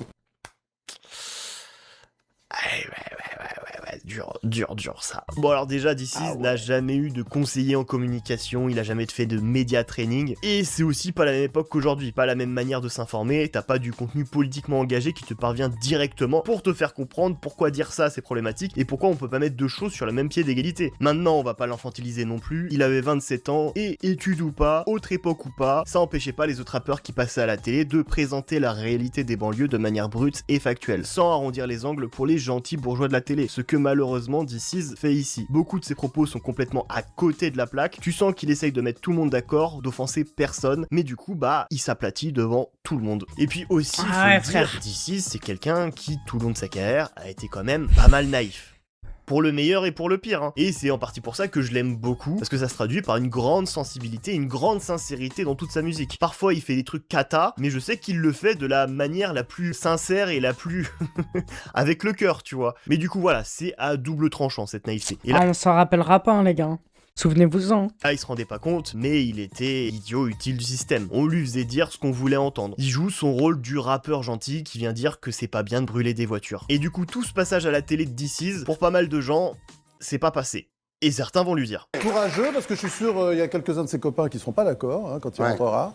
Et justement, je pense que il y a un débat qui va être organisé peu de temps après par Arte entre DC's, Joey Starr du groupe NTM et Ekwe du groupe La Rumeur. Il y avait une tentative de recréer l'interview / débat qui avait eu lieu peu de temps après mai 68 entre Brel, Brassens et Ferré. Alors après, il y a quand même de grosses différences à noter entre ces deux débats interviews qu'ils ont tenté de faire. Celui de 68 durait 1 heure brute, celui de 2025 c'est une vingtaine de minutes montées, entrecoupées d'extraits de reportages. Celui de 68 englobait comme sujet la société, la musique, il y a plein de trucs philosophiques, etc. Celui de 2005, c'est juste la crise des banlieues. Et puis chercher un équivalent entre Brel, Brassens, Ferré et DC's, Joey Starr et Ekwe, je suis pas sûr, tu vois. C'est voir DC's et Ekwe beaucoup plus gros et influents qu'ils étaient, et Joey Starr en 2005, ça fait déjà 7 ans que NTM c'est fini. Ils représentent plus trop le rap actuel et encore moins la nouvelle génération. NTM Solarium, c'est de l'antiquité. Le plus pertinent à l'époque, à mes yeux, aurait été Booba, Rof, Kerry James.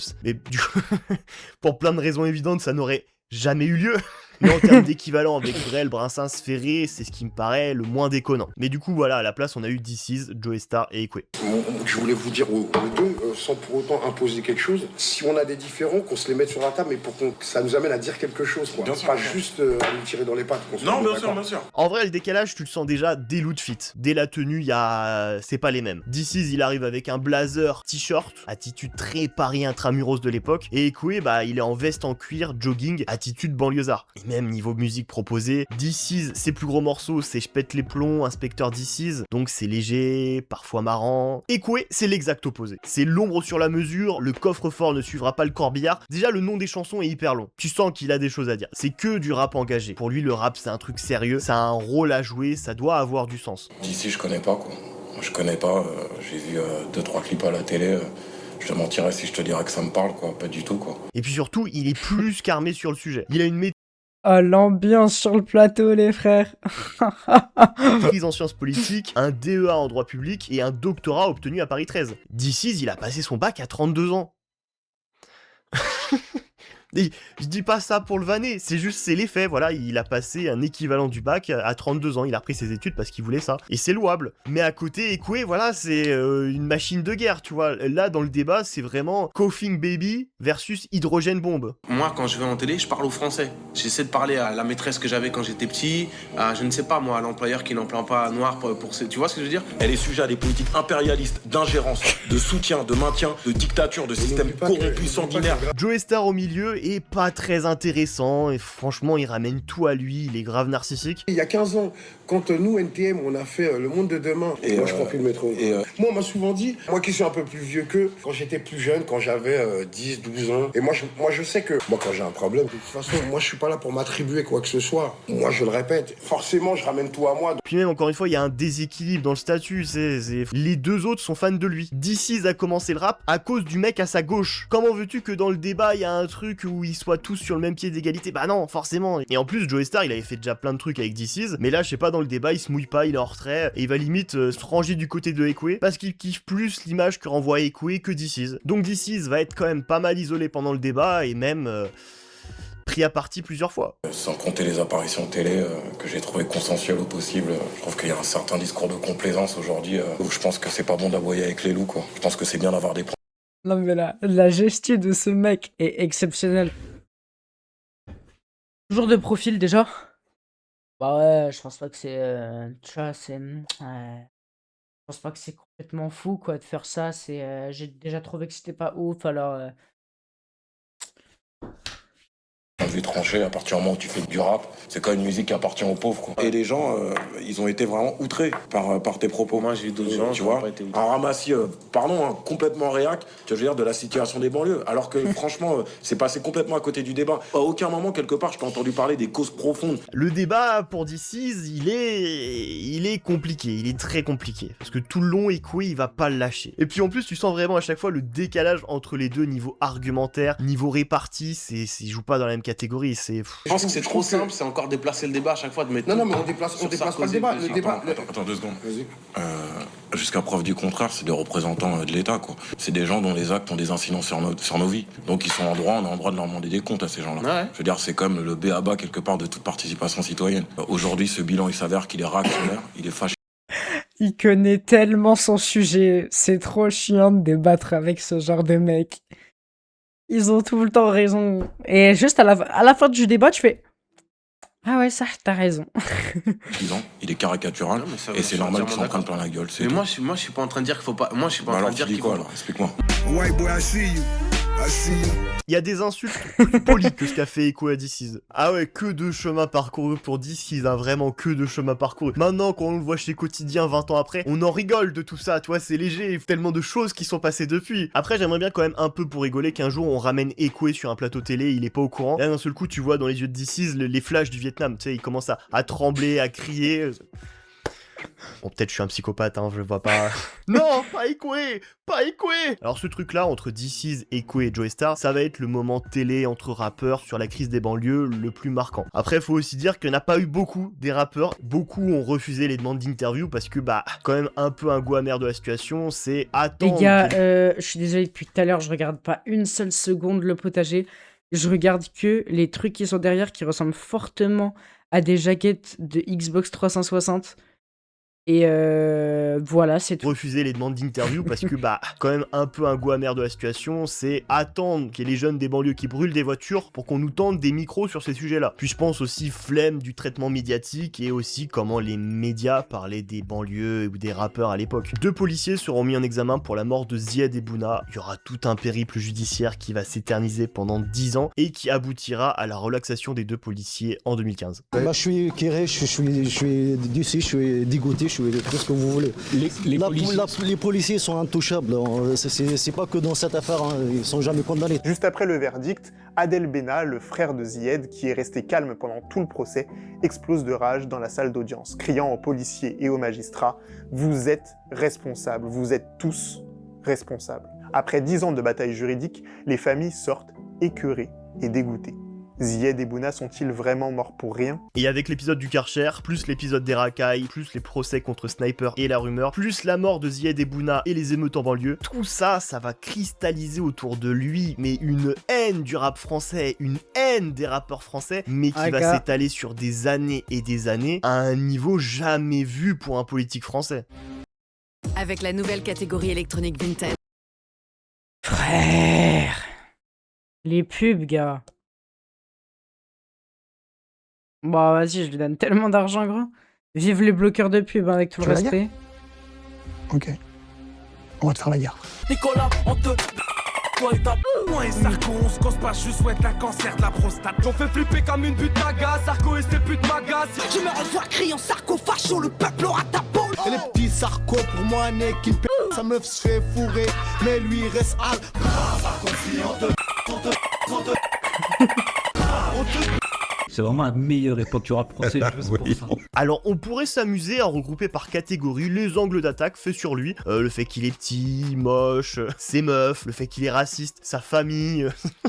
et encore plein d'autres thèmes abordés par le rap français, mais vraiment je crois qu'il n'y a pas un rappeur à l'époque qui l'a pas insulté. Sur tous les albums de rap français à cette époque-là, il y avait une phrase sur Sarkozy, il y avait une punchline sur sa tête. Viens dans nos contrées avant d'énigrer. Ouais, c'était le Gérald Darmanin et le Gabriel Attal de l'époque, en gros.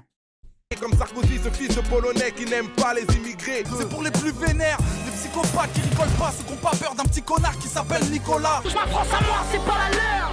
Celle qui vote extrême, celle qui vénère Sarko, intolérante et gênante, qui prétend s'être fait baisser par l'arrivée des immigrés. Et moi j'ai pas le texte magnifique de Zazie, ni l'obsession présidentielle de Sarkozy. Personne me donne des ordres, moi je n'en fais qu'à ma tête. Troisième dans l'air pour Sarko et son équipe de merde. Contre le motherfucking pouvoir du Chicken Little aka Nicolas Sarkozy, mon frère. On s'en bat les couilles de toi, mon pote. Et même dans la Alpha 520 pour nous régaler. manière de parler de lui chez certains, c'était exacerbé, quasiment comme s'ils étaient en embrouille, en bif avec lui. Comment ils le menaçaient vraiment, c'est comme si c'était un autre rappeur qu'ils allaient le retrouver pour le monter en l'air. Dans l'énergie, dans la haine qu'ils y mettaient, ça venait vraiment du tréfond de leur cœur. Maille de loin dans tes paroles, même Le Pen peut plus rivaliser. Pendant que la France brûle, toi tu te bats pour l'Elysée. On va traumatiser, on va te... Si tu veux nous voir intégrer comme Zizou et saper comme Alizé. Vous croyez qu'on va vous laisser nous faire la hagra? Au premier politique, on compte pécho, il y aura grave. C'est une menace de mort. Voilà, c'était bon enfant, on savait s'amuser à l'époque. Maintenant, imagine que ton pire ennemi devient le gars le plus puissant du pays.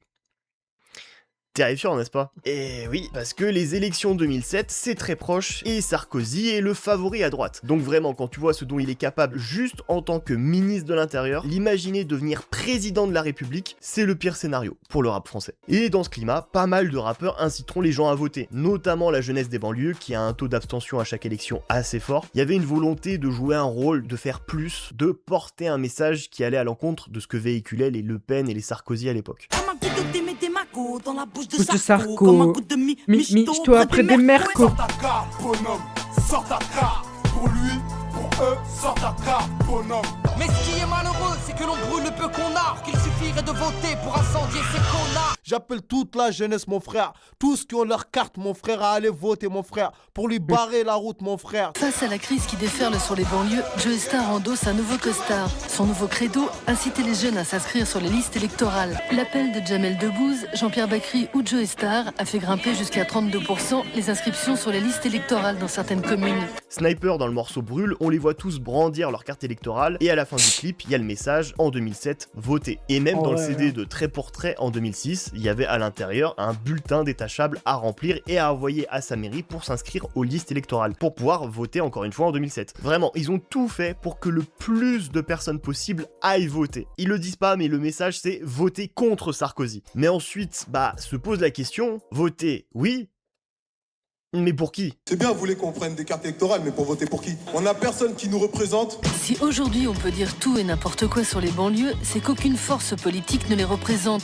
Les élections arrivent, j'ai toujours pas fait mon choix. Je me sens représenté, pas par un seul de ces mecs-là. Je sais bien qu'ils sont tous pourris, je le sais très bien, mon frère. Mais il faut voter, mon frère, pour le moins pourri, mon frère. Voter pour qui? Moi, je vais pas te mettre la cuillère dans la bouche, on le fait déjà assez pour toi tous les jours, non? Surtout que à l'époque, le choix était assez binaire. C'était soit droite ou gauche, soit UMP ou PS. Les élections présidentielles à chaque fois se jouaient entre ces deux partis. Et le parti socialiste a pas forcément meilleure réputation auprès des rappeurs ou des jeunes de banlieue. Gauche, droite, même combat pour la monnaie. Ceux qui chantaient on a gagné sont les mêmes qui sortent manifester. À droite, à gauche, toujours la même danse. À quoi sert de voter pour des escrocs qui se balancent? Wesh mec, si je dérote, je le regrette pas. Et si je vote pas, regarde, je le regrette pas. Tu votes à gauche, tu votes à droite. Moi j'encule pas. Putain, j'ai le cul à l'air sur un hamac. Du coup, même si le PS, ça va pas changer grand chose, même s'il les méprise aussi dans le fond, que ça reste des bourgeois parisiens qui cherchent juste des voix et qui vont se servir d'eux pour être élus, c'est le choix le moins pire. Du coup, DC's, Diams, Kerry James soutiendront publiquement la candidature de Ségolène Royal, candidate du PS. Certains appelleront à voter pour elle, d'autres seront présents à certains de ces meetings. Il y avait un besoin d'agir, essayer de faire ce qu'ils pouvaient pour contrer Sarkozy.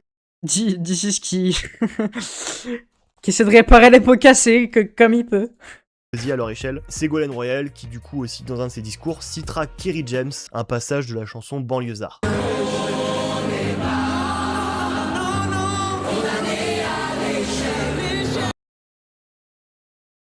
On n'est pas condamné à l'échec.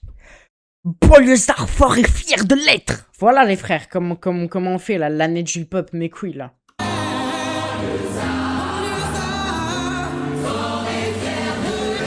Mais là, depuis tout à l'heure, je vous présente la chose comme si tous les rappeurs étaient unanimes sur le cas Sarkozy. Alors oui, bien sûr, pour l'écrasante majorité, ils étaient tous d'accord sur le fait de l'insulter matin, midi et soir, 365 jours dans l'année. Mais il y en a un...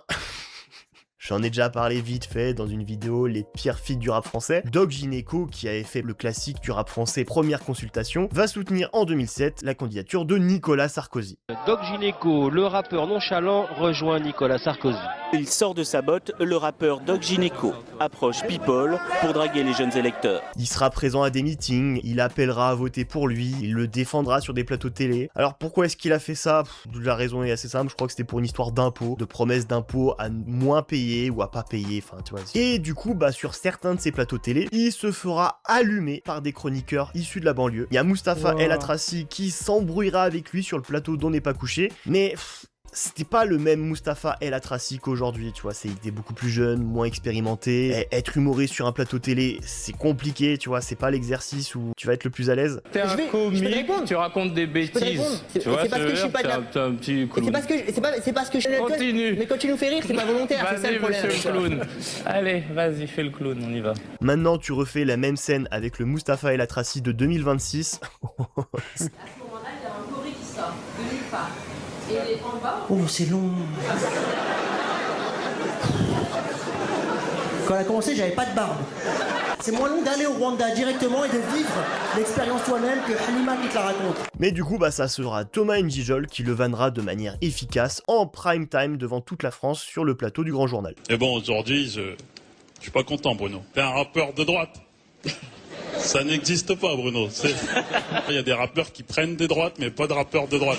C'est vrai. Qu'est-ce qui s'est passé, Bruno? T'es passé du ministère amer au ministère de l'Intérieur. En attendant, Bruno, je te fais quand même des bisous, au nom de tous les clowns de banlieue, comme tu nous appelles si bien. On te souhaite une longue vie dans ta vie de mec de droite. Et puis bon... franchement, je pense que c'est à toi d'aller voir le docteur en ce moment. Doc Gynéco était déjà depuis pas mal d'années en chute libre au niveau des ventes et de la qualité de sa musique. Vraiment, il existait à cette époque-là uniquement avec des pubs à la télé, avec Virgin Mobile. Virgin Mobile, détendu du mobile. Wouh.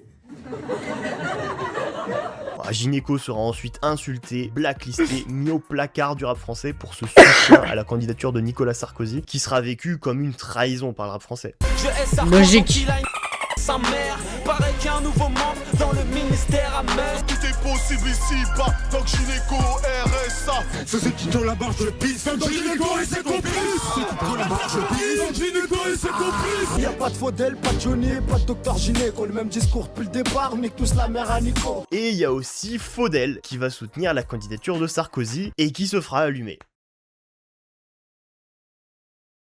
Et la différence avec Gynéco, c'est que Gynéco, lui, il avait fait le classique Première Consultation, et aussi, c'est quand même un sacré personnage du rap français. On s'en prenait à lui, mais quand même, vas-y, le mec, il est juste complètement cramé au niveau du cerveau. Avec Faudel, c'est tout l'inverse. Le rap français s'est acharné sur lui. Vraiment, c'est aucune pitié.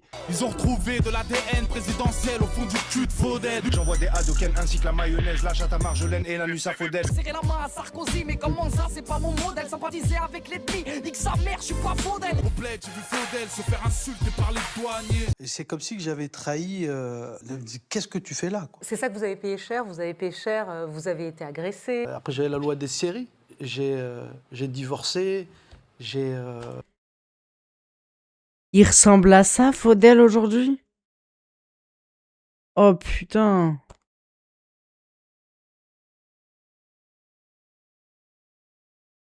Eh ben, barre de Brigitte, J'ai payé très très cher, ouais.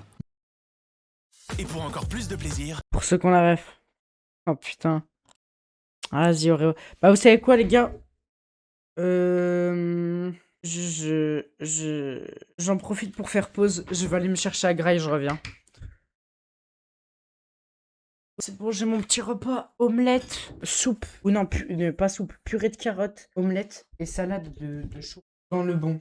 entre Sarkozy et Doc Gynéco ne se résume pas qu'à ce soutien pour les élections de 2007. Et alors, pour ceux qui le savent pas et qui avaient pas l'info là que je vais vous donner, je vous envie tellement là, je vous envie tellement. Nicolas Sarkozy a plusieurs fils. Et dans le lot, Pierre Sarkozy, plus connu sous le nom de Mosey, est passionné de musique, principalement de rap. Alors non, du coup, non, déçu, je vais être déçu, non, il a pas tenté de devenir rappeur, mais tenté de devenir beatmaker. C'était quoi vraiment le pourcentage de chance que le fils du mec le plus détesté du rap français soit beatmaker? Franchement, c'était quoi la stat? Fallait que ça tombe sur lui. Et du coup, avec Doc Gynéco, il y a eu une histoire de projet en commun, avec dedans Doc Gynéco qui fait une sorte de morceau diss track sur Ségolène Royal. Ouais, ça fait beaucoup là, je sais ça. Sois pas des magots, on est tous égaux. Avec ta robe blanche, un attrape-nigo. Travailler plus à gogo, gagner plus le bingo go. T'as fait Sciences Po. Au fond de toi, ça te fout la haine. Qu'un mec de droite te fasse jouir. Puceau, moi, sérieusement? Pierre Sarkozy placera pas beaucoup dans le rap français, étonnamment, je sais. Alors au début, il est un peu arrivé en sous-marin, incognito, sans dire qui était son père. Logique, hein, c'est vraiment logique. Son nom de famille était éliminatoire pour le rap français. C'est comme ça qu'il arrivera à placer une prod pour le rappeur Poison vers 2004, rappeur underground du 78. Et le pire, c'est que ce sera le premier morceau qu'il enregistrera de sa carrière, sur une prod de Pierre Sarkozy. Ouais, il y a des gens, la vie est plus dure. Alors quand il l'apprendra, il sera fortement énervé. Logique. Et voilà, je l'ai su il y a pas très longtemps, par des gens, par la télé, tout ça, et là j'ai pété un câble. Après, bien sûr, notre ami Pierrot, là, n'est pas responsable des actions de son père. Personne, aucun enfant n'est responsable des crimes de son père. Mais bon, vu tout ce que dit son père à la télé, c'est un peu logique que le rap français, il voit ton nom de famille, il te déteste automatiquement. Ils vont pas t'accueillir à bras ouverts, hein. Et Poison, apparemment, c'est pas du tout un gars rancunier, puisque juste après, derrière, il restera en contact avec lui, et il dira même que c'est devenu un ami. Voilà, peu de rappeurs peuvent se vanter d'avoir été amis avec un Sarkozy. Il y a lui et Doc Gynéco, je crois, voilà, c'est tout. Ça remonte à 6 ans, 5-6 ans, et voilà, aujourd'hui ils en parlent parce que voilà, c'est resté un ami. Et Poison ensuite ironisera sur toute cette histoire dans un morceau. Mon album, produit par les lycées, lol. Ça est un poison d'avril toute l'année, j'en rigole. Après aussi, il faut dire, un Poison aura pas une carrière musicale très marquante, pour pas dire inexistante, mais on se souviendra de lui principalement pour cette histoire avec le fils à Sarkozy. Et c'est dur, hein, vraiment c'est dur on se souvient de toi que pour ça. Autant qu'on m'oublie. D'ailleurs, une fois que ça s'est su que le fils à Sarkozy faisait des prods, était beatmaker, le nom de Mosey a été blacklisté. Personne ne voulait travailler avec lui. Sarko, je connais ton fils, il est fasciné par mon ghetto, il a même acheté mon titre. Ça me rendra pas plus politique si je kick sur les beats de Pierre Sarkozy. Même le fils de Nicolas Sarkozy kiffe trop ma saloperie. Même Jamel Debbouze, en fait, l'a fait bosser sans savoir qu'il s'agissait de Pierre Sarkozy. Et je pense, juste le simple fait de savoir qu'il existait a dû créer des scènes de paranoïa chez certains rappeurs avec leurs beatmakers. Parce qu'en plus, c'est un métier de l'ombre, donc vous connaissez pas trop le visage des beatmakers. Il y a dû avoir des scènes de paranoïa chez certains rappeurs à vérifier 5 fois que le beatmaker là, c'est pas Mosey. Avec peut-être des interrogatoires, vraiment essayer de comparer des photos de Sarkozy et du gars pour être sûr que... Mais non, c'est bon, c'est pas lui, c'est bon, c'est pas... Parce que vraiment, un morceau sort avec une prod de Pierre Sarkozy, c'est fini. T'es la risée du métier, tout le monde va se foutre de ta gueule, hein, c'est presque une fin de carrière. Les élections présidentielles de 2007 vont avoir lieu, Nicolas Sarkozy sera élu président de la République au second tour face à Ségolène Royal. Ambiance un peu gueule de bois derrière pour le rap français, et même globalement pour toutes les banlieues de France, vraiment le goût amer du « ah ». Il a réussi. Nicolas Sarkozy était allé jusqu'au bout de son non-conformisme, de cette insolence qu'il affichait si fièrement lors de son élection à la mairie de Neuilly. Et au bout, pour devenir président de la République, il avait fait ce qu'il fallait, sans état d'âme. Peu de temps après, D6 sortira un dernier album, This Is The End, qui devait être son dernier album, et il disait dedans, en 2009, j'arrête le rap. Parce qu'en plus de l'épisode avec Ekwe, des passages télé compliqués, le fait d'avoir été utilisé pour les élections de 2007, d'être rejeté par une partie du rap français, des connaissances à lui, des potes de potes, tenteront de le faire chanter, de lui extorquer de l'argent, persuadés qu'il était millionnaire, en tout cas extrêmement riche. Ils iront jusqu'à l'attendre en bas de la maternité après la naissance de sa fille, et pour lui, cet épisode, c'est vraiment la goutte de trop. À bientôt 30 ans, c'est bon, j'arrête le rap, je m'éloigne de tout ça, c'est fini. L'infirmière monte dans la chambre, me dit quelqu'un vous attend, je me dis c'est pas possible, pas ici, pas maintenant. J'implore Dieu dans l'ascenseur, il m'aide et je m'en sors, je trouve la force de dire stop.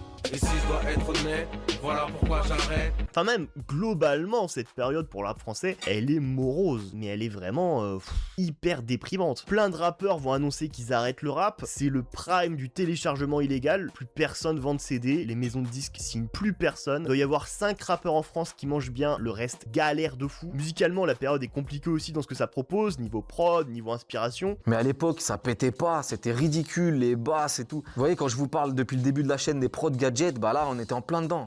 Point. Même Booba et Rof, qui à l'époque étaient les 2 rappeurs numéro 1 du rap français qui se battaient pour la couronne, sortiront leur album qui se vendra le moins bien et qui sera le moins bien reçu auprès du public. Bon, je suis sorti dans une semaine un peu complexe, parce que voilà, il y a eu des histoires de chute de neige, de machin, tu vois. Et tout ça sous le règne de Nicolas Ier, dit le Petit, et vraiment, hein, la période 2007-2012 qui correspond au mandat de Sarkozy, c'est vraiment une des périodes les plus compliquées pour le rap français. C'est même, je pense, la période la plus compliquée de l'histoire du rap français. Le gars a maudit cette musique. Toujours aigri, fait gris, on a tous maigri sous le régime de Sarkozy. Et j'inventerai en plus, hein. Sarkozy est plus président à partir du 15 mai 2012, Caris sort Z de Héros le 28 mai, moins de 2 semaines après. C'est-à-dire, à la seconde où Sarkozy est parti, le rap français a reboot.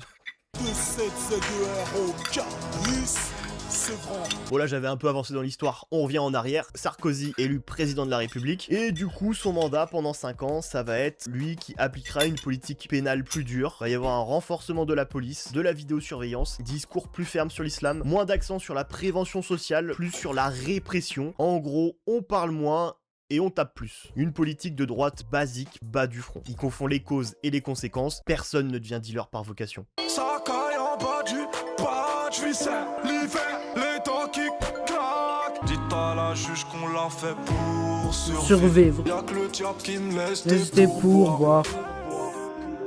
La putain de ta mère. À des mots me manque chaque jour que Dieu fait. Alors, ironie de la chose, Nicolas traînera pendant son mandat une image de président bling bling. Lunettes de soleil, Rolex, goût du luxe prononcé. Là où avant le terme était principalement utilisé par les médias mainstream pour parler des rappeurs et souvent de manière péjorative. Les cling cling ou les gling gling. Bling bling. Ici, il est utilisé pour un président de la République. Et qui traînera ensuite plein de casseroles judiciaires. L'homme politique le plus détesté du rap français sera celui avec le comportement qui se rapproche le plus du gangsta rap. Ah, Nicolas quand même, hein, sacré Kaira. Notre président et sa collection bling bling qui grossit à vue d'œil.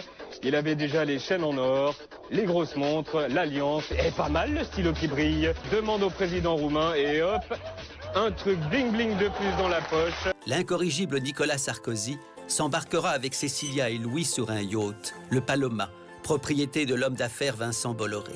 Le bateau se loue 193 bonne € ambiance. de la semaine. Et en plus, bah sa nouvelle meuf, ce sera une personnalité publique, Carla Bruni, une chanteuse et ancien mannequin. Leur relation sera officialisée en se faisant filmer à Disneyland Paris, enfin...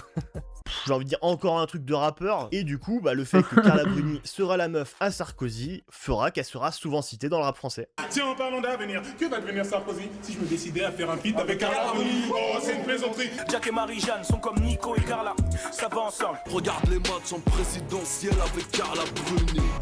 Par pitié, il met Damso. Carla Bruni jouait De la guitare. Non, tire sur eux. Mieux vaut être le dernier à Monte Carlo que le dernier à Monte Carla. Je suis un monstre. Dommage, il a pas mis Damso. Les corrompus ont fait leur...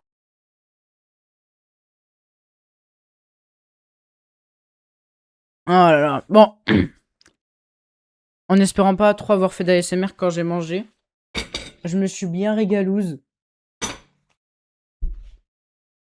Sarkozy et Attends-moi, frérot. À Monte Carla. Et il y a plein d'autres personnes qui gravitaient autour de Sarkozy et qui seront citées dans le rap français, en grande partie parce qu'ils gravitaient autour de Sarkozy. Il y aura Brice Hortefeux, ministre de l'immigration, puis ministre de l'Intérieur sous Sarkozy. À mes yeux, là, on est clairement face à un apôtre du diable. Le ministre de l'Intérieur, Brice Hortefeux, à gauche, avec un jeune militant auvergnat d'origine kabyle. Je suis l'immigré qui fait gémir la France dans l'oreille de Brice Hortefeux. Je pourrais aussi parler de DSK ou My bad, Hortefeux. Je replay. Le ministre de l'Intérieur cité autour de Sarkozy. Il y aura Brice Hortefeux, ministre de l'Immigration, puis ministre de l'Intérieur sous Sarkozy. À mes yeux, là, on est clairement face à un apôtre du diable. Le ministre de l'Intérieur, Brice Hortefeux, à gauche, avec un jeune militant auvergnat d'origine kabyle. Je suis l'immigré qui fait gémir la France dans l'oreille de Brice Hortefeux. Je te jure. aussi parler de DSK ou Hortefeux. Dans leur soirée sadomaso, ils font toutes sortes de jeux. Si tu me suis écrit sur les forums, Hortefeux cherche des boucs émissaires et tous les chemins mènent au Rhum. Claude Guéant, qui sera aussi ministre de l'Intérieur et ministre de l'Immigration sous Sarkozy. Bon alors ça, c'est encore une fois, c'est le jeu des chaises musicales, des remaniements ministériels. Et Claude aura aussi son quota de punchline sur sa tête, comme Brice Hortefeux, pour la même raison, des déclarations dans les médias qui ne passeront pas pour le rap français. Pour nous, toutes les civilisations ne se valent pas. Nous devons protéger notre civilisation. Mes chromes démangent, nos gosses dérangent, on encule Claude Guéant. Maintenant il me faut des gants, y'aura du sang, je m'en fous que les gosses déhanchent. T'aimes les noirs comme Claude Guéant, dans ton lit pas pour un job. Un coup d'épée dans l'océan, j'ai des propos gênants, je donne 100 billets à celui à l'argent, tête à Claude Guéant. Nadine Morano, qui a juste été ministre déléguée de l'apprentissage et de la formation professionnelle, comme ça tu te dirais, bon, aucune raison pour que le rap français l'enchaîne. Eh bien Nadine aura beaucoup de sorties politiques clivantes sur les banlieues, l'immigration, et c'est elle aussi qui avait remonté le début de polémique de Sniper à Sarkozy, donc elle va prendre sa part, hein, comme tout le monde. Nous sommes un pays judéo-chrétien, de race blanche. Et si la France m'a jamais dit je t'aime, c'est qu'elle doit être frigide comme Nadine Morano ou bien Marine Le Pen. C'est rien, je les enchante comme Merlin. Je brûle la schneck de Nadine Morano avec l'essence de Guerlain. Apprendre le respect des anciens, les idées sombres entre Marine et Nadine, des idées blondes. C'est pas pour vous, poussez-vous, vous êtes trop mignons. Je vais leur passer le cul comme Nadine Morano. Sarkozy jouera aussi son lot de quotas avec des gens issus de l'immigration pour ses ministères, secrétaires d'État, pour contrebalancer l'image du politique qui tape sur les banlieues. Et puis c'était aussi pour dire, vous avez vu, eux c'est les bons noirs et arabes, eux ils sont bien intégrés, c'est pas comme tous ces sauvages en banlieue là, ils vendent de la drogue. Et du coup bossera avec lui Ramayad, Fadela Amara, Rachida Dati. Cette année je vais tout baiser sur la charte à Ramayad. Les petites arraches, les vieilles comme Epic Ravaya. Chez nous le diable est déguisé au Ramayad. On m'a dit aimer la France ou quitter là. Pour vous représenter, on a mis des Ramayades et des Fadela. L'armateur se marrait lorsque le bateau amarra. Tu comprends rien au ghetto, t'es comme Fadela Amara. Je commence calmement, pas de lapsus. Rachida Dati a taillé des pipes dans toutes les chiottes du Parlement. C'est triste et cruel comme Rachida Dati qui va te sauver de la noyade. Ramayad ou Malek Boutis. Rachida Dati, qui était l'une des plus fidèles soldats de Nicolas Sarkozy, sera celle qui se fera le plus insultée par les rappeurs, notamment parce qu'elle sera ministre de la Justice et tiendra des propos très durs aussi sur les banlieues et l'immigration, alors qu'elle est elle-même issue de l'immigration. Du coup, sentiment très amer pour pas mal de rappeurs de voir une personne comme ça tenir ce genre de propos. Et comme le rap français est taquin, le fait que Rachida Dati aura pendant cette période un enfant en tant que mère célibataire sans rendre public le nom du père fera que énormément de rappeurs revendiqueront la paternité. Je crache partout si tu veux de la maillot dans ta pita. Maintenant tu sais que je suis le père du bébé de Rachida. Mais les bouffes à l'abri quand je débarque dans la partie. J'ai mis la justice enceinte, Rachida Dati. Je connais depuis longtemps le père de l'enfant de Rachida Dati. Non.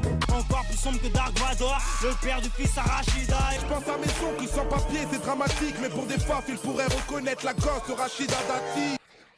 Comment ne pas être nostalgique? Et le groupe Sniper, encore eux, bon là on est en 2011 donc il reste que Tunisiano et Aketo, sortiront le single Fadela, un sorte de tir groupé sur tous ces politiques de droite sous Sarkozy issus de l'immigration qui, par pur opportunisme, cracheront sur leurs semblables.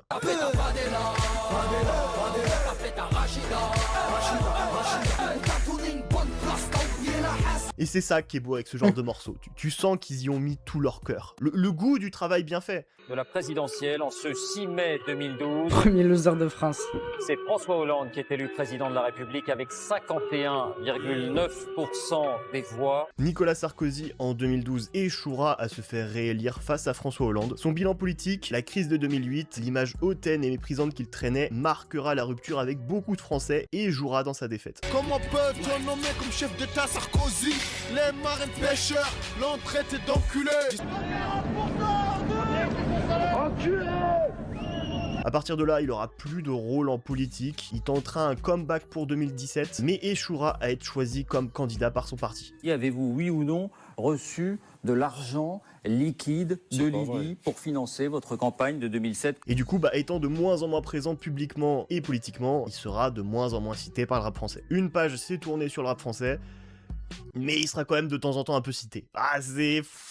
Vous en reprendrez bien encore un petit peu. C'était cramé comme les talonnettes de Sarkozy. Armé avec la mitraillette de Tony. Aussi Kaira que Sarkozy, mafieux comme Mitterrand. Mon fils il a grandi, il fait la taille de Sarkozy. Mon amour pour cette terre n'est pas plus grand que Sarkozy. Dans la mer à Sarko, dans la mer à Netanyahou. Prétentieux comme Nicolas, grosse haleine, pas de ricola. Pas de collage, pas de collage dans le cola. Ça devient rouge comme les keufs à l'époque de Nicolas. Alors François Hollande, lui, sera peu cité par le rap français, mais quand même un peu, parce qu'il représentait le pouvoir, le président en place, et parce qu'il était fortement impopulaire à la fin de son mandat. La bitch fait sa ponce sans Hollande, je lui dis de partir mais elle en redemande. La seule casserole qu'il aura pendant son mandat, c'est une histoire de tromperie, où il rendait visite à sa maîtresse en scooter et tout, et du coup ça a fait des blagues là-dessus, mais il y a juste Booba qui va s'en prendre à lui parce que les impôts sont trop chers. Donc vraiment, c'est tout l'inverse de Sarkozy. Impôts trop cher, François mais sous Hollande, c'est surtout qu'il habite à Miami, quoi.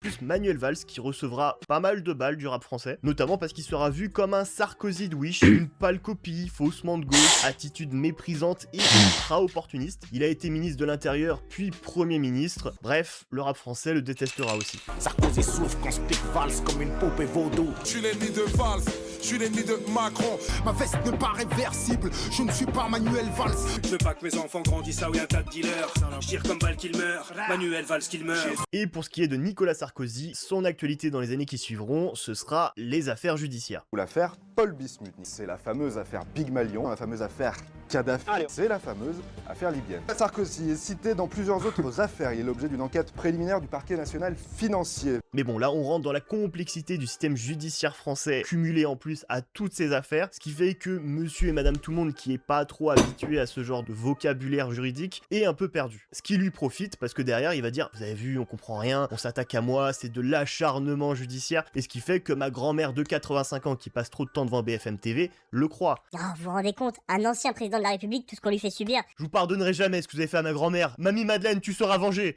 Je me battrai jusqu'à mon dernier souffle. Peut-être qu'il n'y a pas de mesure d'aménagement de peine pour les peines supérieures à 6 mois. Pour prouver ma complète innocence. Mais voilà, 20 ans après l'épisode du Karcher, après le « on va vous débarrasser de toutes ces racailles », après la mort de Zied et Bouna, les émeutes en banlieue, l'ennemi numéro 1 du rap français ira en prison. Pour la première fois, à l'issue d'un procès de 3 mois, un ancien chef de l'État a été condamné à de la prison ferme. Et le jour de son incarcération, quelqu'un avec une enceinte diffusera la fouine du ferme pendant que Nicolas marchera vers la prison. Un ancien chef de l'État a été condamné à de la prison ferme. Et le jour de son incarcération, quelqu'un avec une enceinte diffusera la fouine du ferme pendant que Nicolas marchera vers la prison de la santé. C'est le genre d'action qui te font dire que ce pays n'est pas encore finito.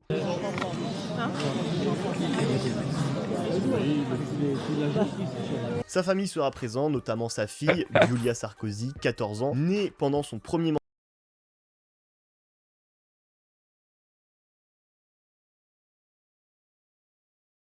mandat. Du coup, ça a été le premier bébé de l'Elysée, premier président de la République qui baise à l'Elysée, non.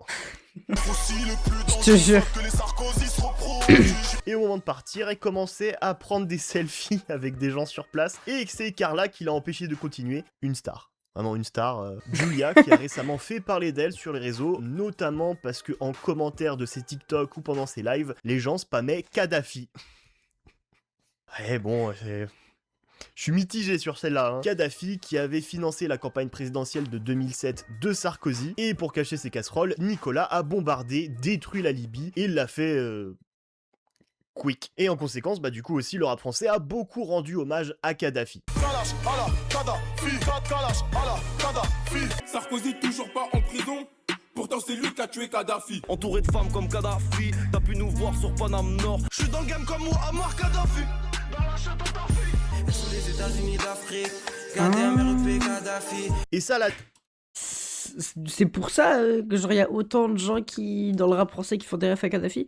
Juste c'est des gros enculés qui se comparent. Moi je pensais c'était des gros enculés juste qui se comparaient à des dictateurs, mais peut-être que c'est ça. On sait pas. Bon, j'ai l'impression que beaucoup de rappeurs, soit ils ont pas la faux, soit ils font semblant, c'est un dictateur. C'est un dictateur, Kadhafi. Ah oui, ouais, quand même, dis-le, frérot. Parce que... Il a voilà. tué, torturé des gens, il a fait plein de trucs de dictateur. Donc lui rendre hommage dans des sons là, il vaut pas mieux que Sarkozy, hein. C'est Kadhafi qui mourra le 20 octobre 2011, soit le lendemain de la naissance de Giulia Sarkozy. Ça veut dire que oui, Nicolas était à la maternité en train de suivre et de coordonner l'anéantissement de son Ops. C'est fou d'autant détester les rappeurs et d'être en même temps tellement Scarface. Mais du coup, 14 ans plus tard, on aura une séquence où la fille de Sarkozy sur TikTok dira « Repose en paix Kadhafi ». Tout mon respect, reposer en paix Kadhafi, je sais pas si ça se prononce comme ça, mais vraiment repose en paix. Je ne connais pas l'histoire, malheureusement. Donc. Je pense qu'il faut être reconnaissant de ce que nous donne la vie. Je l'ai jamais souhaité, mais au final, ça me rend quand même un peu heureux de voir ça, tu vois. Avec les nouvelles catégories Vinted, vous pouvez ah acheter là là, toutes sortes d'articles. exceptionnel. Vous le voulez? Je l'avais pas cette info pour le coup. Hein. Je connaissais pas l'anecdote de Giulia qui... Un délice, un choc. Et vous savez quoi? Eh ben jamais 203. Parce qu'après Pierre et Giulia, c'est Louis Sarkozy qui fera parler de lui. Parce qu'à 28 ans, il a décidé de se présenter à la mairie de la ville de Menton. Parachutage électoral, hein, il a aucun lien avec la ville, mais bon voilà, c'est calcul politique. Et du coup, dans la fratrie, c'est lui qui tente de reprendre le flambeau de la politique. Alors il est très nul, tout sonne faux à chaque fois qu'il parle, il a un ton surjoué, détestable, et il nous a déjà donné beaucoup de matière pour se moquer de lui. Alors ça, en si peu de temps, faut saluer la perf. Ce tatouage, c'est le baron de Saint-Denis. J'avais 16 ans, ma mère a fondu en larmes, et mon père l'a vu, il m'a dit crétin. Marc Aurèle, c'est quelque chose qui est si incroyable que c'est à peine croyable. J'ai goûté une mangue en Colombie, après 1h30 de balade à cheval. Je ne savais pas qu'un fruit pouvait avoir un tel goût. Cécile. C'est un doubleur, les frères. C'est un doubleur de les jeux vidéo, genre de les jeux vidéo PS3 qui avait une VF. Oh là là, c'est tellement ce type. C'est lui qui doublait tous les PNJ de merde là avec une voix surjouée. SY2LA. T'écoutes quoi? Alors moi j'aime bien le rap. Français pas trop, j'aime bien la fouine. Je hais Sarko donc il a niqué sa mère. Louis Sarkozy qui a été aussi en bif, en embrouille avec l'ex de Rof, Maëva, il y a 10 ans. Je sais que tu regardes mes snaps, Louis Sarkozy boob, parce que la première chose que tu m'as demandé quand tu m'as follow sur Twitter et me gratter l'amitié, tu m'as demandé mon snap. T'es une grosse merde, t'es une grosse merde. Voilà, le destin a décidé que Nicolas paierait de ses actions à travers chacun de ses gosses dans un rituel d'humiliation infini. Et toute cette actualité, c'est de l'or en barre pour le rap français. C'est une mine de diamants à ciel ouvert pour taper sur Sarkozy, pour faire des punchlines sur sa tête. Là, ça s'écrit tout seul.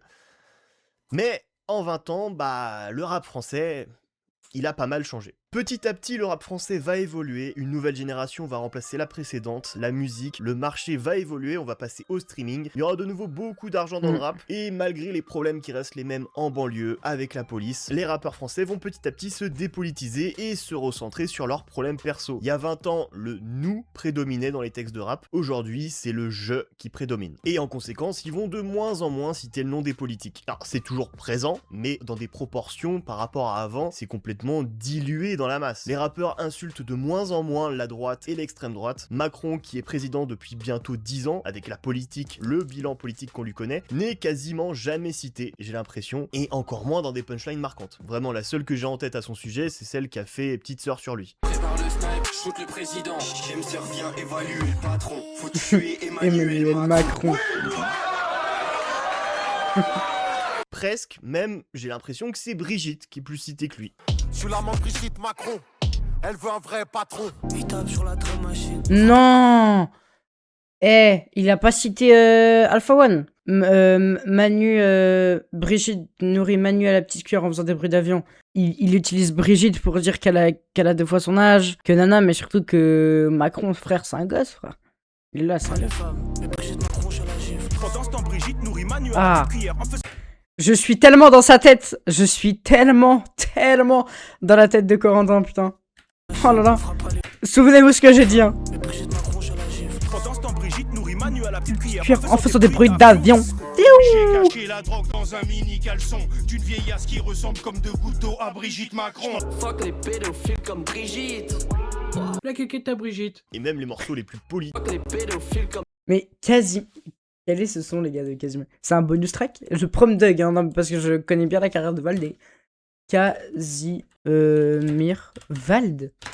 Bonus track Vald. Oui, ouais, bon, c'est pas ça. OMG. Bah ouais, du coup, je pense que c'est des bonus tracks. C'est quoi, ils sont... Bah non, ils sont pas en physique. Aucune idée de ce que sont ces titres.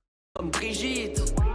La quéquette à Brigitte. Et même les morceaux les plus politisés et engagés de certains rappeurs, c'est des morceaux complotistes. Et pendant que tu casses ton dos, tu vis dans le sacrifice. À l'école, on leur apprend à 6 ans à changer de sexe. Je vois la télé, je suis quand même pas con. Je vois la télé, comment ça se passe. Triste de vieillir. Alors que vraiment, hein, c'est pas la matière qui manque. Hein. Il y en a eu d'autres, des Zied et Bouna, médiatisés ou non. Il y aura l'affaire Adama, la mort de Naël. Mais on en parle de moins en moins et moins longtemps. Naël, c'était il y a moins de 2 ans et j'ai l'impression que le rap français est déjà passé depuis longtemps à autre chose, qu'ils en parlent quasiment plus. Alors il y a bien eu le morceau No Passaran en juin 2024 où une vingtaine de rappeurs se sont réunis pour s'opposer à l'extrême droite en vue des législatives. Mais bon, comment dire, faut saluer l'initiative. Mais le morceau, il est pas... Saluons l'initiative, hein. Moi, je suis pour saluer l'initiative, dans tous les cas. Frérot, tu peux pas tout avoir. On a demandé pendant des années aux rappeurs, depuis que, comme il dit, le marché a changé et tout. On leur a toujours demandé de se mouiller, quoi, de parler des politiques. Et quand ils l'ont fait, tout le monde leur a craché dessus en disant le morceau, il pue sa mère. Ah, carton jaune, les mecs. C'est mon avis. Pour être honnête, moi j'ai jamais voté. Je suis de l'autre côté, les gars, je vote pas. Moi, je connais rien de tout ça. C'est tous des francs moissons. Ça a font du mal à nos enfants, ils veulent nous injecter une puce dans le sang. J'avais oublié. Mais ouais, fallait cut quelques couplets, quoi. Qu'on soit tous d'accord sur la ligne édito. C'est catastrophique. Lyricalement, c'est pas ouf, hein. Y a plein de rappeurs qui pêchent de ce côté-là. Tu sens qu'ils ont pas l'habitude de s'exprimer sur ce genre de truc. Le format aussi est plus adapté à notre époque. Un morceau de quasiment 10 minutes avec une vingtaine de rappeurs dessus, ça passait encore il y a 10 ans. Mais bon, là, maintenant... Puis aussi le fait que le morceau a été fait rapidement, un peu à la hâte. Enfin, trop de trucs approximatifs pour que le morceau fonctionne. Mais aussi, y a pas que les rappeurs qui ont changé. Le public aussi a beaucoup changé. Un public qui a énormément grossi, qui touche toutes les classes sociales et qui est beaucoup moins habitué à des messages politiques dans le rap ou dans la musique qu'ils écoutent. Ce qui fait que pas mal d'auditeurs de rap se sont moqués du morceau. Ou pas comprendre pourquoi des rappeurs parlent de politique. Et pourquoi ils veulent influencer les gens. Le RN c'est un parti comme les autres. Ou même certains en réaction vont des gens ont dit ça, genre fièrement revendiquer le fait de voter Rassemblement National. Et oui, tout ça, c'est un peu le revers de la médaille. Parce que quand tu fais autant de chiffres d'écoute dans une époque où l'extrême droite est aussi présente, ta musique a de très fortes chances d'être écoutée par des gens qui vont avoir des opinions politiques complètement à l'opposé de tes valeurs. Et avec des rappeurs complètement dépolitisés dans leurs textes, c'est sûr que c'est pas écouter ton dernier album qui vont les mettre dans une situation d'inconfort. Et l'un des événements qui a symbolisé cette dépolitisation du rap aujourd'hui chez certains des acteurs de cette musique, c'est le DVM Show qui a invité la ministre de la Culture. Ah bah si, c'est cool, une ministre de la Culture qui s'intéresse à inviter la ministre de la Culture aujourd'hui chez certains des acteurs de cette musique. Événement qui a symbolisé cette dépolitisation du rap aujourd'hui chez certains des acteurs de cette musique, c'est le DVM Show qui a invité la ministre de la Culture. Ah bah si, c'est cool, une ministre de la Culture qui s'intéresse à ce que fait des jeunes et tout, et elle vient, veut participer, c'est positif, non? Alors, oui. Sauf quand la ministre de la Culture en question, c'est Rachida Dati. Rachida Dati, invitée au DVM Show. Et oui, vous avez bien entendu. Lundi soir, la ministre de la Culture a fait une apparition surprise au DVM Show. Elle a même réussi à plus faire parler d'elle que les invités de base. Bon, bien sûr, cette visite a fait beaucoup parler sur les réseaux sociaux. Des auditeurs de rap qui ont critiqué le choix de DVM d'accepter la venue de la ministre. Rachida Dati, pour moi, c'est un scandale. Elle est en accord complet avec la sphère Sarkozy. Elle a eu des propos dégueulasses sur les gens de banlieue. Elle vient, elle fait un discours pour nous féliciter. Elle continue à rester. Moi, carrément, vu que je connais pas, les gars, oui, je connais pas. Ils savaient que frère, on savait pas, tu vois. Et le pire... bah c'est que c'est vrai, c'est pas une pirouette pour essayer de justifier le truc, juste ils savaient pas c'était qui. Vu que faut aussi le dire, Rachida Dati ça remonte à quand même bientôt 20 ans toute cette histoire. Entre temps, s'il y a pas une passation du savoir, passation des punchlines fait sur sa tête, ça se perd en cours de route, et on se retrouve avec Rachida Dati invitée sur un des plus gros médias rap en 2024. Parce que le média est tenu par des gens de la nouvelle génération qui savent pas. Ils ne sont pas les bienvenus comme Rachida Dati au DVM Show. Enfin après faut aussi dire que c'est pas un événement isolé, unique, hein. Peu de temps après, Rachida Dati était à Planète Rap avec Fred de Sky, tranquillement, à débriefer sa polémique chez DVM Show en disant « Ah, je comprends pas ». Mais j'ai passé une bonne soirée. Moi aussi, en plus, j'aime beaucoup le DVM, je voulais les saluer aussi. J'aimais bien le concept, j'ai aimé l'ambiance, et je trouvais que j'y avais ma place. Skyrock qui a aussi reçu en 2007 Nicolas Sarkozy dans le cadre des élections présidentielles. On est une grosse radio nationale, c'est important qu'il parle aux jeunes. Mardi avec Ségolène Ah ouais, Royal putain. et aujourd'hui avec Nicolas Sarkozy qui est pile Baisse ta mère, Laurent Bounot. en face de moi. Tout le monde est surpris. Hein. C'est tout drôle d'être à Skyrock. Ah. Une radio qui se revendique numéro 1 sur le rap a reçu le gars qui a passé son temps à insulter et mépriser les personnes de banlieue pour draguer un électorat d'extrême droite. De toute façon, Skyrock, c'est la rumeur qui en parle le mieux. Vous détestez Skyrock, la radio du formatage qui a mis le rap sur le trottoir, il prostitue le rap pour vous. Ouais, complètement. Ces gens-là n'aiment pas le rap, mais ils aiment beaucoup l'argent que rapporte le rap. Oui. Pierre Bélanger, le patron de Skyrock, qui a été condamné en 2008 pour détournement de mineurs. Ah, il aurait eu un peu plus de buzz et de contacts, le gars tu l'aurais retrouvé dans les dossiers Epstein. Après voilà, Bouscapé a fait une interview de Macron. Pas Laurent Bounot Ah, peut-être juste Laurent Bounot, il est programmeur. Ah, peut-être... Je crois qu'il est juste... c'est juste lui, il fait le... il fait la programmation de la radio. Bon, nique ta mère dans tous les cas, Laurent Bounot, mais...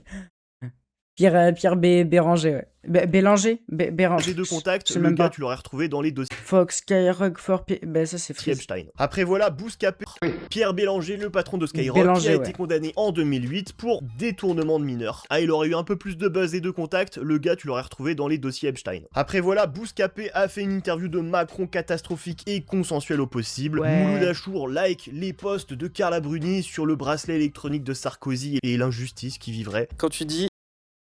Ouais, non mais...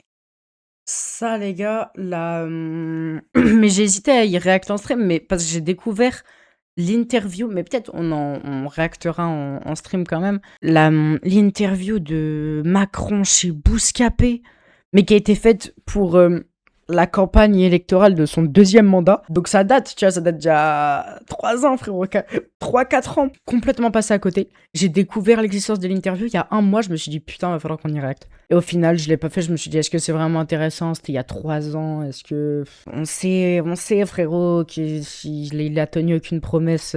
Il dit probablement que de la merde, Macron, d'ailleurs. D'ailleurs, mais comme d'habitude, Macron, c'est du pipeau en bouteille. Hein. Il a parlé hier, non, à 20h, par rapport au conflit qui est actuellement en Iran. Aucune info, aucune nouvelle de ce qu'il a dit. Il a probablement rien dit, le frérot. À part, on va peut-être y aller. Non, je crois ils ont envoyé, mais ça c'est mon prof d'histoire géo qui me l'a dit. Ils ont envoyé un sous-marin, je crois, en Iran, ou je sais pas quoi, mes couilles. En vrai, les gars, vraiment, je suis pas assez au courant. J'aimerais beaucoup parler de ces choses-là, mais je suis pas... faudrait que je me tienne plus au courant en vrai, parce que je sais ce qui se passe à peu près. Ok, les États-Unis ont bombardé l'Iran, je comprends à peu près pourquoi. La Chine a envoyé de l'aide, je comprends à peu près pourquoi. Mais je suis pas du tout assez informé pour toutes ces histoires. Voilà. Bon, conflit fuck les sionistes. Qui s'arrange toujours pas depuis 50 ans. Je sais pas si bref. le pire, c'est que les narcotiques s'introduisent, ou si le plus dangereux, soit que les sarkozystes se reproduisent. Ah, elle est bien cette punchline. Ouais, mais les sarkozystes n'ont tué personne. Quand tu dis j'ai peur que les sarkozystes se reproduisent, t'insultes quand même la majorité des gens qui ont voté pour lui en 2007. Je m'en fous de ceux qui ont voté pour lui, c'est pas mon problème. De toute façon, même la rumeur pour leur film La Rue des Dames, qui est sorti en 2023, ils ont pris Pierre Sarkozy pour la musique. En connaissance de cause, là, il n'y avait pas l'excuse de « Ah, je savais pas c'était qui, il avait un pseudo ». Non, ils l'ont pris lui, ils l'ont choisi. Et tu sais, aussi critiquable qu'Eddie Seas sur plein de trucs de sa carrière, j'ai aucun doute sur le fait que lui, il aurait jamais fait ça. Et en plus, le film, il a fait un flop, apparemment, il est pas ouf du tout. Je sais pas, peut-être le karma. On est en 2026, dans 1 an et demi aura lieu les élections présidentielles. Jordan Bardella, président du parti d'extrême droite Rassemblement National, est en tête des sondages avec une intention de vote qui aussi... C'est effrayant. C'est effrayant, les gars. Pas que le RN. Hein. Enfin, c'est effrayant que le RN soit aussi haut, mais que Jordan Bardella soit aussi haut. Que ce type soit aussi haut. C'est une dinguerie, les frères. C'est une folie. Au premier tour entre 30 et 35%. Et les rappeurs français d'aujourd'hui sont quand même globalement extrêmement silencieux sur le sujet. Là où leurs aînés des années 2000 l'auraient torpillé lui et sa daronne la raciste dans chacun de leurs singles. C'est Marine la daronne la raciste. Maintenant tout ça, je pense pas que la tendance va s'inverser auprès des rappeurs et qu'il y aurait, je sais pas, un éveil collectif. Non, pour moi tout ça c'est du passé. Ça restera présent bien sûr. mais marginal. Au mieux, on aura des stories de certains rappeurs qui appelleront à voter la veille de l'élection contre l'extrême droite, contre le Rassemblement National. Et c'est déjà pas mal, tu sais. Voilà, alors peut-être que je me contente de peu, mais bon, voilà, mon attente aujourd'hui, elle est tellement basse de ce côté-là avec les rappeurs que bon, bah, s'il y a ça, tant mieux, tu vois. Après, je sais pas si beaucoup le feront, parce que bah, la peur de perdre des abonnés, mais il y en aura.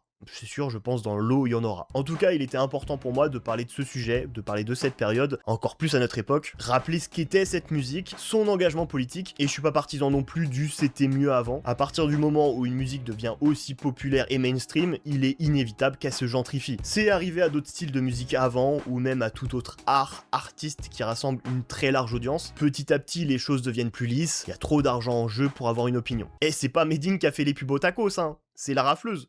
Comment boss? À fond du gras? Allez, c'est que par paix. Au pétrole, des sortes du pétrin. Pétrin, on peut pas louper le train. Et y a pas de jugement de valeur quand je vous dis ça. Je suis pas là pour faire le moralisateur plein de vertus, tout ça. Face à un chèque à 6 chiffres, je pense qu'on serait beaucoup à s'asseoir sur nos principes. Le vrai problème, c'est qu'on est tous contre les gros salaires jusqu'à ce qu'on en ait un. Il est du coup d'autant plus louable de saluer les quelques personnalités ultra mainstream qui prennent position. Même si on peut toujours faire mieux et que certains, leur prise de position, c'est très léger. Être méchant, c'est pas très bien. Oui, bon. Non, et puis c'est pas moi, avec mes 180 000 abonnés, qui parle de rap toute l'année, qui prend beaucoup de risques en faisant ce genre de vidéos. Au global, je pense, je prêche des convertis. Même s'il y aura toujours 2-3 surprises en commentaire, ah, c'est ça la beauté de mon métier. Mais en vous disant tout ça, j'essaie juste de faire ma part, et de perpétuer cette tradition du rap français, être du côté des gens qui souffrent, et s'en prendre aux gens, au système qui oppresse. Parce que comme dirait la légende du rap français Calbo, qui nous a quitté récemment, qui peut prétendre faire du rap sans prendre... RIP Calbo, je l'ai déjà dit il y a 1h30, mais...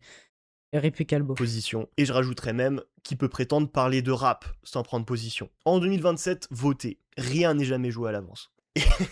Et pour ce qui est de Nicolas... Où ça a pris du ferme. Chez moi on dit tout Sarkozy. Merci beaucoup à CyberGirlsVPN d'avoir sponsorisé cette vidéo. Ouais, merci, parce que moi, tous les soirs, quand ça vaut avec les événements, je peux prendre ma bite et je peux me branler. Sinon, moi là, depuis un an, je fais du stand-up. Je sais pas si je vous l'ai dit. Comment dire? Pour le blanc. Voilà, c'est mon coming out humoriste. Je l'avais dit nulle part. Depuis à peu près un an, je fais du stand-up sur Angers. J'écume les petites scènes, je fais des 5 minutes à droite à gauche. Je prends de l'expérience dans l'objectif de faire un premier spectacle et une tournée un peu partout dans toute la France pour vous rencontrer. Je vous dis ça, j'ai pas écrit le spectacle, j'ai pas de producteur. Ça me rend extrêmement heureux de faire ça. Ok. Inattendu. Parce que tout à l'heure, j'ai vu, il faisait un truc, mais inattendu. Bon soupçon, parce qu'en vrai, ces vidéos sont drôles, mais ces vidéos sont drôles grâce au montage, grâce au... À voir. Mais force BG.